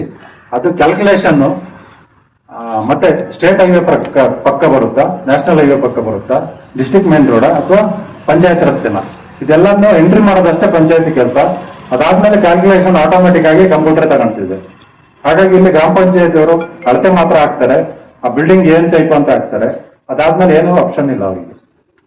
ಇದು ಗೈಡ್ಲೈನ್ಸ್ ಅಲ್ಲಿ ಜಾಸ್ತಿ ಆಗೋದ್ರಿಂದ ಆಟೋಮೆಟಿಕ್ ಆಗಿ ಟ್ಯಾಕ್ಸ್ ರೈಸ್ ಆಗಿದೆ. ಹಿಂದೆ 0.05% ಮಿನಿಮಮ್ ಮಾಡಿ ಹಾಕ್ತಾ ಇದ್ರು, ಹಾಗಾಗಿ 5,000 ರೂಪಾಯಿ ಇದ್ದ ಟ್ಯಾಕ್ಸ್ ಈಗ ಅದು ಆಟೋಮೆಟಿಕ್ ಕ್ಯಾಲ್ಕುಲೇಷನ್ ಆದಾಗ 25,000 ಆಗಿದೆ. ಆ ತರ ಆಗಿದೆ ಸುಮಾರು. ಅದನ್ನು ಕಮರ್ಷಿಯಲ್ ಬಿಲ್ಡಿಂಗ್ ಅಂದಾಗ ಆಟೋಮೆಟಿಕ್ ಆಗಿ ಟ್ಯಾಕ್ಸ್ ರೈಸ್ ಆಗ್ತದೆ, 40% ರೈಸ್ ಆಗ್ತದೆ. ಇದಾಗಿದ್ದರಿಂದ ಸರ್ ಒಟ್ಟಿನಲ್ಲಿ ನಮ್ಮಲ್ಲಿ ಸುಮಾರು 269 ಪ್ರಾಪರ್ಟಿಗಳಿಗೆ ಸುಮಾರು 5,000 ರೂಪಾಯಿಗಿಂತ ಜಾಸ್ತಿ, 2,000 ರೂಪಾಯಿಗಿಂತ ಜಾಸ್ತಿ ಟ್ಯಾಕ್ಸ್ ಬಂದಿದೆ. ಅದಕ್ಕೆ ಸಂಬಂಧಪಟ್ಟ ಹಾಗೆ ಈಗ ನಮ್ಮ ಗ್ರಾಮ ಪಂಚಾಯತಿ ಸದಸ್ಯರಾಗ್ಲಿ PDO ಆಗ್ಲಿ ಏನೂ ಮಾಡ್ಲಿಕ್ಕೆ ಆಪ್ಷನ್ ಇಲ್ಲ. ಇದನ್ನ ಬೇಕಾದ್ರೆ ಮನವಿ ಮಾಡಿ ನಾವು ಅದನ್ನ ಸರ್ಕಾರ ಹಂತಕ್ಕೆ ಕಳಿಸ್ಕೊಡ್ಲಿಕ್ಕೆ ಒಂದು ವ್ಯವಸ್ಥೆ ಮಾಡ್ಬೋದು. ತಮಗೂ ಕೂಡ ಇದ್ರ ಬಗ್ಗೆ ಗಮನ ತರ್ತೀವಿ ಸರ್. ಎಷ್ಟು ಪ್ರಾಪರ್ಟಿಗಳು ನಾವು ಏನೇನು ಮಾಡಿದೀವಿ, ಸರ್ವೆ ಮಾಡಿದೀವಿ, ಅದೆಲ್ಲದೂ ಮಾಹಿತಿ ಇದೆ. ಮತ್ತೆ ಇನ್ನೊಂದು, ಈ ಟ್ಯಾಕ್ಸ್ ಏನಿದೆ ನೀವು ಹಾಕಿರೋದ್ರ ಬಗ್ಗೆ ಏನೇ ತಪ್ಪು ಅನ್ಸಿದ್ರೆ ನಿಮ್ಗೆ ಅವಕಾಶ ಇದೆ ಅಪೀಲ್ ಮಾಡ್ಲಿಕ್ಕೆ CEO ಅವರಿಗೆ. ಈ ಅಳತೆ ಏನಾದ್ರೂ ಅವರು ಮೆಜರ್ಮೆಂಟ್ ತಪ್ಪು ಹಾಕಿದ್ದಾರೆ, ಅಥವಾ ಒಂದೊಂದು ಇಂಚಿನ ಮನೆ ಸ್ಲ್ಯಾಬ್ ಅಂತ ಹಾಕಿದ್ದಾರೆ, ಅಥವಾ ಒಂದೊಂದು ಸೈಟ್ ಇದ್ದಾರೆ 30-40 60-40 ಹಾಕಿದ್ದಾರೆ, ನಂದು ಸ್ಟೇಟ್ ಹೈವೇ ಪಕ್ಕ ಇಲ್ಲ, ಯಾವ್ದು ಪಂಚಾಯತ್ ರಸ್ತೆ ಇದೆ ಅದ್ರ ಸ್ಟೇಟ್ ಹೈವೇ ಅಂತ ಹಾಕಿದ್ದಾರೆ, ಅಥವಾ ರೆಸಿಡೆನ್ಷಿಯಲ್ ನ ಕಮರ್ಷಿಯಲ್ ಅಂತ ಮಾಡಿದ್ದಾರೆ. ಈ ತರ ಏನಾದ್ರೂ ಸಮಸ್ಯೆ ನಿಮಗೆ ಕಂಡು ಬಂದ್ರೆ ನೀವು ದಯವಿಟ್ಟು ನಮ್ಮ CEO ಅವರ ಮೂಲಕ ಅಪೀಲ್ ಮಾಡಿದ್ರೆ ಅದನ್ನ ವೆರಿಫೈ ಮಾಡ್ಲಿಕ್ಕೆ ಅವಕಾಶ ಇದೆ. ಅವ್ರು ವೆರಿಫೈ ಮಾಡಿ ಟ್ಯಾಕ್ಸ್ ತಪ್ಪಾಗಿದ್ರೆ ಅದನ್ನ ಕಡಿಮೆ ಮಾಡ್ಲಿಕ್ಕೆ ಕೂಡ ಸೂಚನೆ ಕೊಡ್ಲಿಕ್ಕೆ ಒಂದು ಆಪ್ಷನ್ ಇದೆ. ಇದೊಂದು ಅವಕಾಶ ಹೊರತುಪಡಿಸಿ ಬೇರೆ ಯಾವುದೇ ರೀತಿಯಲ್ಲಿ ಸದ್ಯದ ಹಂತದಲ್ಲಿ ನಮ್ಮ ಹಂತದಲ್ಲಿ ಇಲ್ಲ. ಈ ಟ್ಯಾಕ್ಸ್ ಪರ್ಸೆಂಟೇಜ್ ಗೈಡ್ಲೈನ್ಸ್ ವ್ಯಾಲ್ಯೂ ಎಲ್ಲ ಬೇರೆ ಇದು ಸರ್ಕಾರದ ಹಂತದಲ್ಲೇ ನಿರ್ಧಾರ ಆಗೋದ್ರಿಂದ ಅದನ್ನ ಯಾವುದೇ ರೀತಿ ಗ್ರಾಮ ಪಂಚಾಯತಿಯವರು ನಿರ್ಧಾರ ಮಾಡಲಿಕ್ಕೆ ಈ ಹಂತದಲ್ಲಿ ಆಗ್ತಾ ಇಲ್ಲ. ಇದಿಷ್ಟು ಮಾಹಿತಿ. ಮತ್ತೆ ನಮ್ಮ ಒಟ್ಟು ತಾಲೂಕಿನ 22 ಗ್ರಾಮ ಪಂಚಾಯತಿಯಲ್ಲಿ ಸರ್ ಈಗ ಟ್ಯಾಕ್ಸ್ ರಿವೈಸ್ ಆದ ನಂತರ ಸುಮಾರು 7,927 ಪ್ರಾಪರ್ಟಿಗಳಿಗೆ 1,000 ರೂಪಾಯಿಗಿಂತ ಜಾಸ್ತಿ ಟ್ಯಾಕ್ಸ್ ಆಗಿದೆ. ಮೊದಲು ಅದೆಲ್ಲ ಕಡಿಮೆ ಇತ್ತು. ಹಾಗೆ ಅದರಲ್ಲಿ ಜೈಪುರದಲ್ಲಿ 961 ಪ್ರಾಪರ್ಟಿಗಳಿಗೆ 1,000 ರೂಪಾಯಿಗಿಂತ ಜಾಸ್ತಿ ಆಗಿದೆ. ಕೊಪ್ಪ ರೋಡಲ್ಲಿ 1,829 ಪ್ರಾಪರ್ಟಿಗಳಿಗೆ 1,000 ರೂಪಾಯಿಗಿಂತ ಜಾಸ್ತಿ ಆಗಿದೆ ಸರ್. ಹರಂದೂರಿನಲ್ಲಿ 1,230 ಪ್ರಾಪರ್ಟಿಗಳಿಗೆ 1,000 ರೂಪಾಯಿಗಿಂತ ಜಾಸ್ತಿ ಆಗಿದೆ. ಹರಿಹರಪುರದಲ್ಲಿ 729 ಪ್ರಾಪರ್ಟಿಗಳಿಗೆ ಜಾಸ್ತಿ ಆಗಿದೆ. ಬಿಂದ್ರಳ್ಳಿ ಪಂಚಾಯತಿ 510 ಪ್ರಾಪರ್ಟಿಗಳಿಗೆ 1,000 ರೂಪಾಯಿಗಿಂತ ಜಾಸ್ತಿ ಆಗಿದೆ. ಇದು ಎಲ್ಲಾ ಗ್ರಾಮ ಪಂಚಾಯತಿಗಳು ಇದೇ ಸಮಸ್ಯೆ ಇದೆ. ಜೈಪುರದಲ್ಲಿ ನೀವೆಲ್ಲರೂ ಇದು ಅಬ್ಸರ್ವ್ ಮಾಡಿ ಸ್ಟ್ರೈಕ್ ಮಾಡಿದ್ದೀರಾ. ಖಂಡಿತವಾಗಿ ಇದು ಟ್ಯಾಕ್ಸ್ ಈ ತರ ಜಾಸ್ತಿ ಆಗಿರೋದು ಹೌದು. ಯಾಕೆಂದ್ರೆ ಇದು ಹೊಸ ರೂಲ್ಸ್ ನಲ್ಲಿ ಗ್ರಾಮ ಪಂಚಾಯತಿಯವರಿಗೆ ಯಾವುದೇ ರೀತಿಯಲ್ಲಿ ಟ್ಯಾಕ್ಸ್ ನ ಫಿಕ್ಸ್ ಮಾಡ್ಲಿಕ್ಕೆ ಅವಕಾಶ ಇಲ್ಲ. ಬರೀ ಮೆಜರ್ಮೆಂಟ್ ನ ಗೈಡ್ಲೈನ್ಸ್ ವ್ಯಾಲ್ಯೂ ಮಾತ್ರ ಎಂಟ್ರಿ ಮಾಡ್ಲಿಕ್ಕೆ ಇರೋದ್ರಿಂದ ಗ್ರಾಮ ಪಂಚಾಯತಿ ಹಸ್ತಕ್ಷೇಪ ಇದ್ರಲ್ಲಿ ಏನೂ ಇರೋದಿಲ್ಲ. ಅದು ಆಟೋಮೆಟಿಕ್ ಆಗಿ ಗೈಡ್ಲೈನ್ಸ್ ವ್ಯಾಲ್ಯೂ ಪ್ರಕಾರ ಜಾಸ್ತಿ. ಫೈನಲ್ ಆಗಿ ಇದು ನಾವು ಎಲ್ಲೂ ಕೂಡ ಕಡಿಮೆ ಮಾಡ್ಲಿಕ್ಕೆ ನಮ್ಮ ಹಂತದಲ್ಲಿ ಆಪ್ಷನ್ ಇಲ್ಲ. ಇದು ಸರ್ಕಾರ ಹಂತದಲ್ಲಿ ಮಾಡ್ಲಿಕ್ಕೆ ನಾವು ಖಂಡಿತವಾಗಿ ನಿಮ್ಮ ಮನವಿಗಳನ್ನು ತಗೊಂಡು 50% ಅನೌನ್ಸ್ ಮಾಡಿದ್ವಿ. ಯಾರನ್ನು ಮಂಗನ ಮಾಡ್ತಿದ್ದಲ್ಲ ಸೇರ್ಕೆ ಇಲ್ಲ, ಅನೌನ್ಸ್ ಮಾಡಿಲ್ಲ. ಆಟೋಮೆಟಿಕ್ ಬೇಡ ನಮ್ಗೆ. ಹಳೆ ಕಂದಾಯಕ್ಕಿಂತ ಒಂದು 20% ಜಾಸ್ತಿ 50% ಕಡಿಮೆ ಮಾಡ್ತೇವೆ ಅಂತ ನಾನು ಹೇಳಿಲ್ಲ. ಆ ರೂಲ್ಸ್ ಬಂದಿರೋದು 2019ರಿಂದ ಹೌದು, ಎಲ್ಲ ಹೌದು, ಓಕೆ. ಆ ರೂಲ್ಸ್ ಪ್ರಕಾರ ಹಾಕಿ ಬರುತ್ತೆ ಅನ್ನೋದು ನಮ್ಗೆಲ್ಲರಿಗೂ ಅರ್ಥ ಆಗಿದೆ. ನಮಗೆ ಪ್ರಾಬ್ಲಮ್ ಇರೋದು ನಮ್ಗೆ ಅಷ್ಟು ಕಟ್ಲಿಕ್ಕೆ ಆಗಲ್ಲ. ನಮ್ಗೆ ಅದನ್ನ ಕಳಿಸಿದ್ರೆ ನಮ್ಗೆ ಇಲ್ಲಿ ಯಾರ ಕೈಗೂ ಆಗಲ್ಲ. ಬರ ಇರೋದ್ರಿಂದ ಒಂದು ರೋಡ್ ಮಾರ್ಜಿನ್ ಬರೋದ್ರಿಂದ ಅದನ್ನ ಇಲ್ಲಿ ಯಾರಿಗೂ ಕಟ್ಲಿಕ್ಕೆ ಆಗಲ್ಲ. ಸೊ ಇದನ್ನ 90% ಈಗ 5,593 ಗ್ರಾಮ ಪಂಚಾಯತಿಗೆ 90% ಗ್ರಾಮ ಪಂಚಾಯತಿ ಯಾರು ಇದನ್ನ ಅಪ್ಲೈ ಮಾಡಿಲ್ಲ. ಈ ಸ್ಲ್ಯಾಬ್ ನ ಈ ಆನ್ಲೈನ್ ಅಪ್ಲೋಡ್ ಯಾರು ಮಾಡ್ತಾ ಇಲ್ಲ. ಎಲ್ಲರೂ ಮಾಡ್ತಿರೋದು ಏನು ಅಂದ್ರೆ ಹಳೆ ಏನಿದೆಯೋ ಅದಕ್ಕೆ 20% ಇಲ್ಲ 10% ಡಿಸೈಡ್ ಮಾಡಿ ಬೋರ್ಡ್ ಮೀಟಿಂಗ್ ಮಾಡಿ ಬೋರ್ಡ್ ಅವ್ರು ಓಕೆ ಮಾಡಿ ಮಾಡ್ತಾ ಇದ್ದಾರೆ. ಸೊ ಇದನ್ನೇ ನಮ್ಮಲ್ಲಿ ಮಾಡಿ ಆ ಆನ್ಲೈನ್ ಇದು ಅದೇ ನಮಗ್ ಬೇಡ, ಅದು ಹಾಕಿದ್ರೆ ಇಷ್ಟು ಬರುತ್ತೆ ನಮಗೆ ಅರ್ಥ ಆಗಿದೆ. ಸೊ ಅದು ಬೇಡ ನಮ್ಗೆ ದಯವಿಟ್ಟು ಈಗಿರೋದಕ್ಕೆ 20% ರೇಟ್ ಮಾಡಿ, 20% ಅಂತ ನಾವು ತಲೆಕೆಡ್ತೀವಿ, ಓಕೆ ಮಾಡಿ ಅಂತ ಹೇಳ್ತೀವಿ. ಇದನ್ನ ಮಾಡಿ ಇನ್ನೂ ಅದನ್ನ ಮಾಡಲೇಬೇಕು ಅಂತಿದ್ರೆ ಬೋರ್ಡ್ ಮೀಟಿಂಗ್ ಅಲ್ಲಿ ಓಕೆ ಮಾಡಿ ಇನ್ನು 2 ವರ್ಷ ಬಿಟ್ಟು ರೋಡ್ ಮಾರ್ಜಿನ್ ಆದ್ಮೇಲೆ ನಮ್ದು ಏನು ಉಳಿದಿರುತ್ತೋ ಈ ಹೆಂಗೋ ರೋಡ್ ಮಾರ್ಜಿನ್ ಬಂದು ನಮ್ದು ಬಿಟ್ಕೊಡ್ಬೇಕು, ನಮ್ದು ಹೋಗುತ್ತೆ. ಈಗ ಅಳತೆ ಮಾಡಿ ನೀವು ಹಾಕಿದ್ರೆ ಟ್ಯಾಕ್ಸ್ ಹಾಕಿದ್ರೆ ನಾವು ಮತ್ತೆ ಅದಕ್ಕೆ ಕಟ್ಟಬೇಕಾಗುತ್ತೆ ಟ್ಯಾಕ್ಸ್. ಸೊ ಅದೆಲ್ಲ ಆಗ್ಬೇಕಲ್ಲ. ಸೊ ಇವಾಗ ಇರೋದಕ್ಕೆ 20% ಹೆಚ್ಚು ಮಾಡಿ ನಮ್ಗೆ ಕೊಡಿ, ಇನ್ನು 2 ವರ್ಷ ರೋಡ್ ಮಾರ್ಜಿನ್ ಮುಗಿದಾದ್ಮೇಲೆ ದಯವಿಟ್ಟು ಅದನ್ನು ಮತ್ತೆ ಬೇಕಾದ್ರೆ ಅಪ್ಲೈ ಮಾಡಿ, ಎಲ್ಲ ಕಡೆ ಮಾಡೋದನ್ನ ಮಾಡಿ. ನಮ್ದೊಂದು ಸ್ಪೆಷಲ್ ಗ್ರಾಮ ಪಂಚಾಯತಿ ಅಲ್ಲ, ಸಾಮಾನ್ಯ ಗ್ರಾಮ ಪಂಚಾಯತಿ. ದರ ಪರಿಷ್ಕರಣೆ 2019 ಆಗಿದೆ ಅಂತ ಪಿಡಿಒ ಅವರು ಹೇಳ್ತಾರೆ. ಆದ್ರೆ ದರ ಪರಿಷ್ಕರಣೆಯನ್ನು ಕಂದಾಯ ಕಲೆಕ್ಟ್ ಮಾಡ್ಲಿಕ್ಕೆ ಹೋಗ್ಲಿಲ್ಲ, ಏನು ಎಜುಕೇಶನ್ ಮುಂದುವರ್ಸ್ಕೊಂಡು ಹೋಗಿಲ್ಲ. ಇದು ವಾಸ್ತುಕತೆ. ಈಗಲೂ ಹಾಗೆ ಮಾಡಿ, ನಮ್ದು ಎಲ್ಲ ವ್ಯವಸ್ಥೆಗಳು ಸರಿಯಾದ್ಮೇಲೆ ನೀವು ಮಾಡಿ. ಅವಾಗ್ಲೇ ಮಾಡಿದ್ದಾರೆ, ಅವಾಗ್ಲೇ ಆಗಿದೆ. ಅವ್ರು ದರ ಪರಿಷ್ಕರಣೆ ಮಾಡಿದ್ದಾರೆ, ಕರ ವಸೂಲಿ ಮಾಡಲಿಲ್ಲ. ಹಿಂದೆ ಏನಾಗ್ತಿತ್ತು, ಆನ್ಲೈನ್ ಇರ್ಲಿಲ್ಲ ಟ್ಯಾಕ್ಸ್ ಇರ್ತಿತ್ತು. ಈಗ ಆನ್ಲೈನ್ ಎಂಟ್ರಿ ಮಾಡಿ ಟ್ಯಾಕ್ಸ್ ಕೊಡ್ಬೋದು. ಈಗ ಕಂಪ್ಯೂಟರ್ ಎಂಟ್ರಿ ಮಾಡಿದ್ರೆ ಈ ರಸೀದಿ ಕೊಡ್ತಿದ್ವಲ್ಲ ಅದನ್ನ ತಗ್ಗಾಕಿದ್ದಾರೆ. ಈಗಲೂ ಅದೇ ಕೊಡ್ತಿರೋದಲ್ಲ, ರಸೀದಿ ಇಲ್ಲ ಈಗ ನೋಡಿ. ಈಗ ಅದು ಕಂಪ್ಯೂಟರ್ ಅಲ್ಲಿ POS ಮೆಷಿನ್ ಅಲ್ಲಿ ಪ್ರಿಂಟ್ ತೆಗ್ದೇ ಕೊಡ್ಬೇಕು ಅಂತ ಮಾಡಿದ್ದಾರೆ. ಎಲ್ಲೂ ಆತರ ಇಲ್ಲ, ಎಲ್ಲರಿಗೂ ಆತರ ಬಂದಿದ್ಯಾ? ರಸೀದಿ ಕೊಡ್ತಾರೆ. ಏನ್ ನಮ್ಗೆ ಗೊತ್ತಿಲ್ಲ, ಯಾಕೆ ಕಟ್ಟಿದವ್ರು ಮ್ಯಾನುವಲ್ ರಸೀದಿ ಬಂದಿದೆ. ಏನ್ ಈ ವರ್ಷದಿಂದ ಮ್ಯಾನುವಲ್ ರಸೀದಿ ಮಾಡಿ ಆದೇಶ ಕಟ್ಟಿದ್ದಾರೆ.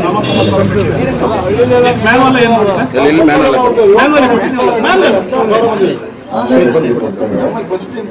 ಮ್ಯಾನುವಲ್ ರಸೀದಿ ಅಂದ್ರೆ ತಾತ್ಕಾಲಿಕ ಅಂತ ಏನಾದ್ರು ತಗೊಂಡ್ರೆ ಆದೇಶ ಬಂದ್ಮೇಲೆ POS ಮೆಷಿನ್ ಕೊಡ್ಬೇಕಲ್ಲ. ಅದೇ ಸಮಸ್ಯೆ ಆಗಿರೋದು. ಇವಾಗ ನಾವು ಕೂಡ ಟ್ಯಾಕ್ಸ್ ಇಂಪ್ಲಿಮೆಂಟ್ ಮಾಡ್ತಿರ್ಲಿಲ್ಲ, ಡೈಲಿ ಮಾನಿಟರಿಂಗ್ ಆಗ್ತಿದ್ದೀವಿ.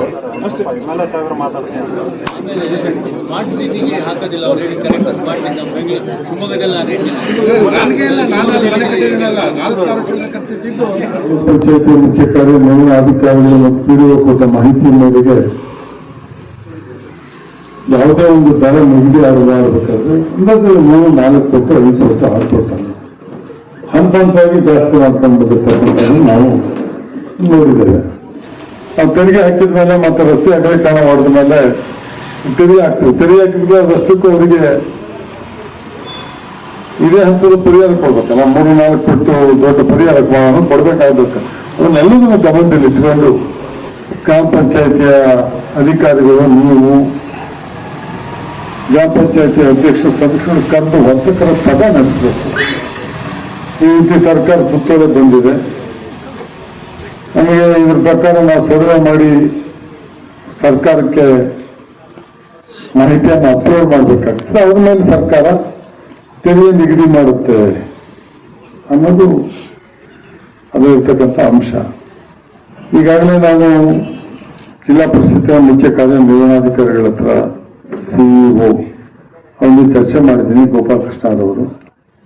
ಅವ್ರಿಗೆ ನಾನು ಭರವಸೆ ಕೊಟ್ಟಿದೆ, ನಿಮಗೆ 1 ವಾರದೊಳಗಡೆ ಬಂದು ನಿಮ್ಮನ್ನೆಲ್ಲರನ್ನು ಕರೆದು ಗ್ರಾಮ ಪಂಚಾಯತಿ ಅಧಿಕಾರಿ, ತಾಲೂಕ್ ಪಂಚಾಯತಿ ಅಧಿಕಾರಿಗಳನ್ನು ಕರೆದು ಇದಕ್ಕೊಂದು ಸೂಕ್ತ ಪರಿಹಾರವನ್ನ ಕಂಡುಕೊಡ್ತೀವಿ ಅನ್ನೋ ಮಾತನ್ನ ಈಗಾಗಲೇ ಫೋನ್ ಮುಖಾಂತರ ಮಾತನ್ನು ಕೊಟ್ಟಿದ್ದಾರೆ. ನಾನು ನಿಮ್ಮ ಮಾಹಿತಿಯನ್ನೆಲ್ಲ ನಿಮ್ಮ ಅಹವಾಲನ್ನು ಪಡ್ಕೊಂಡು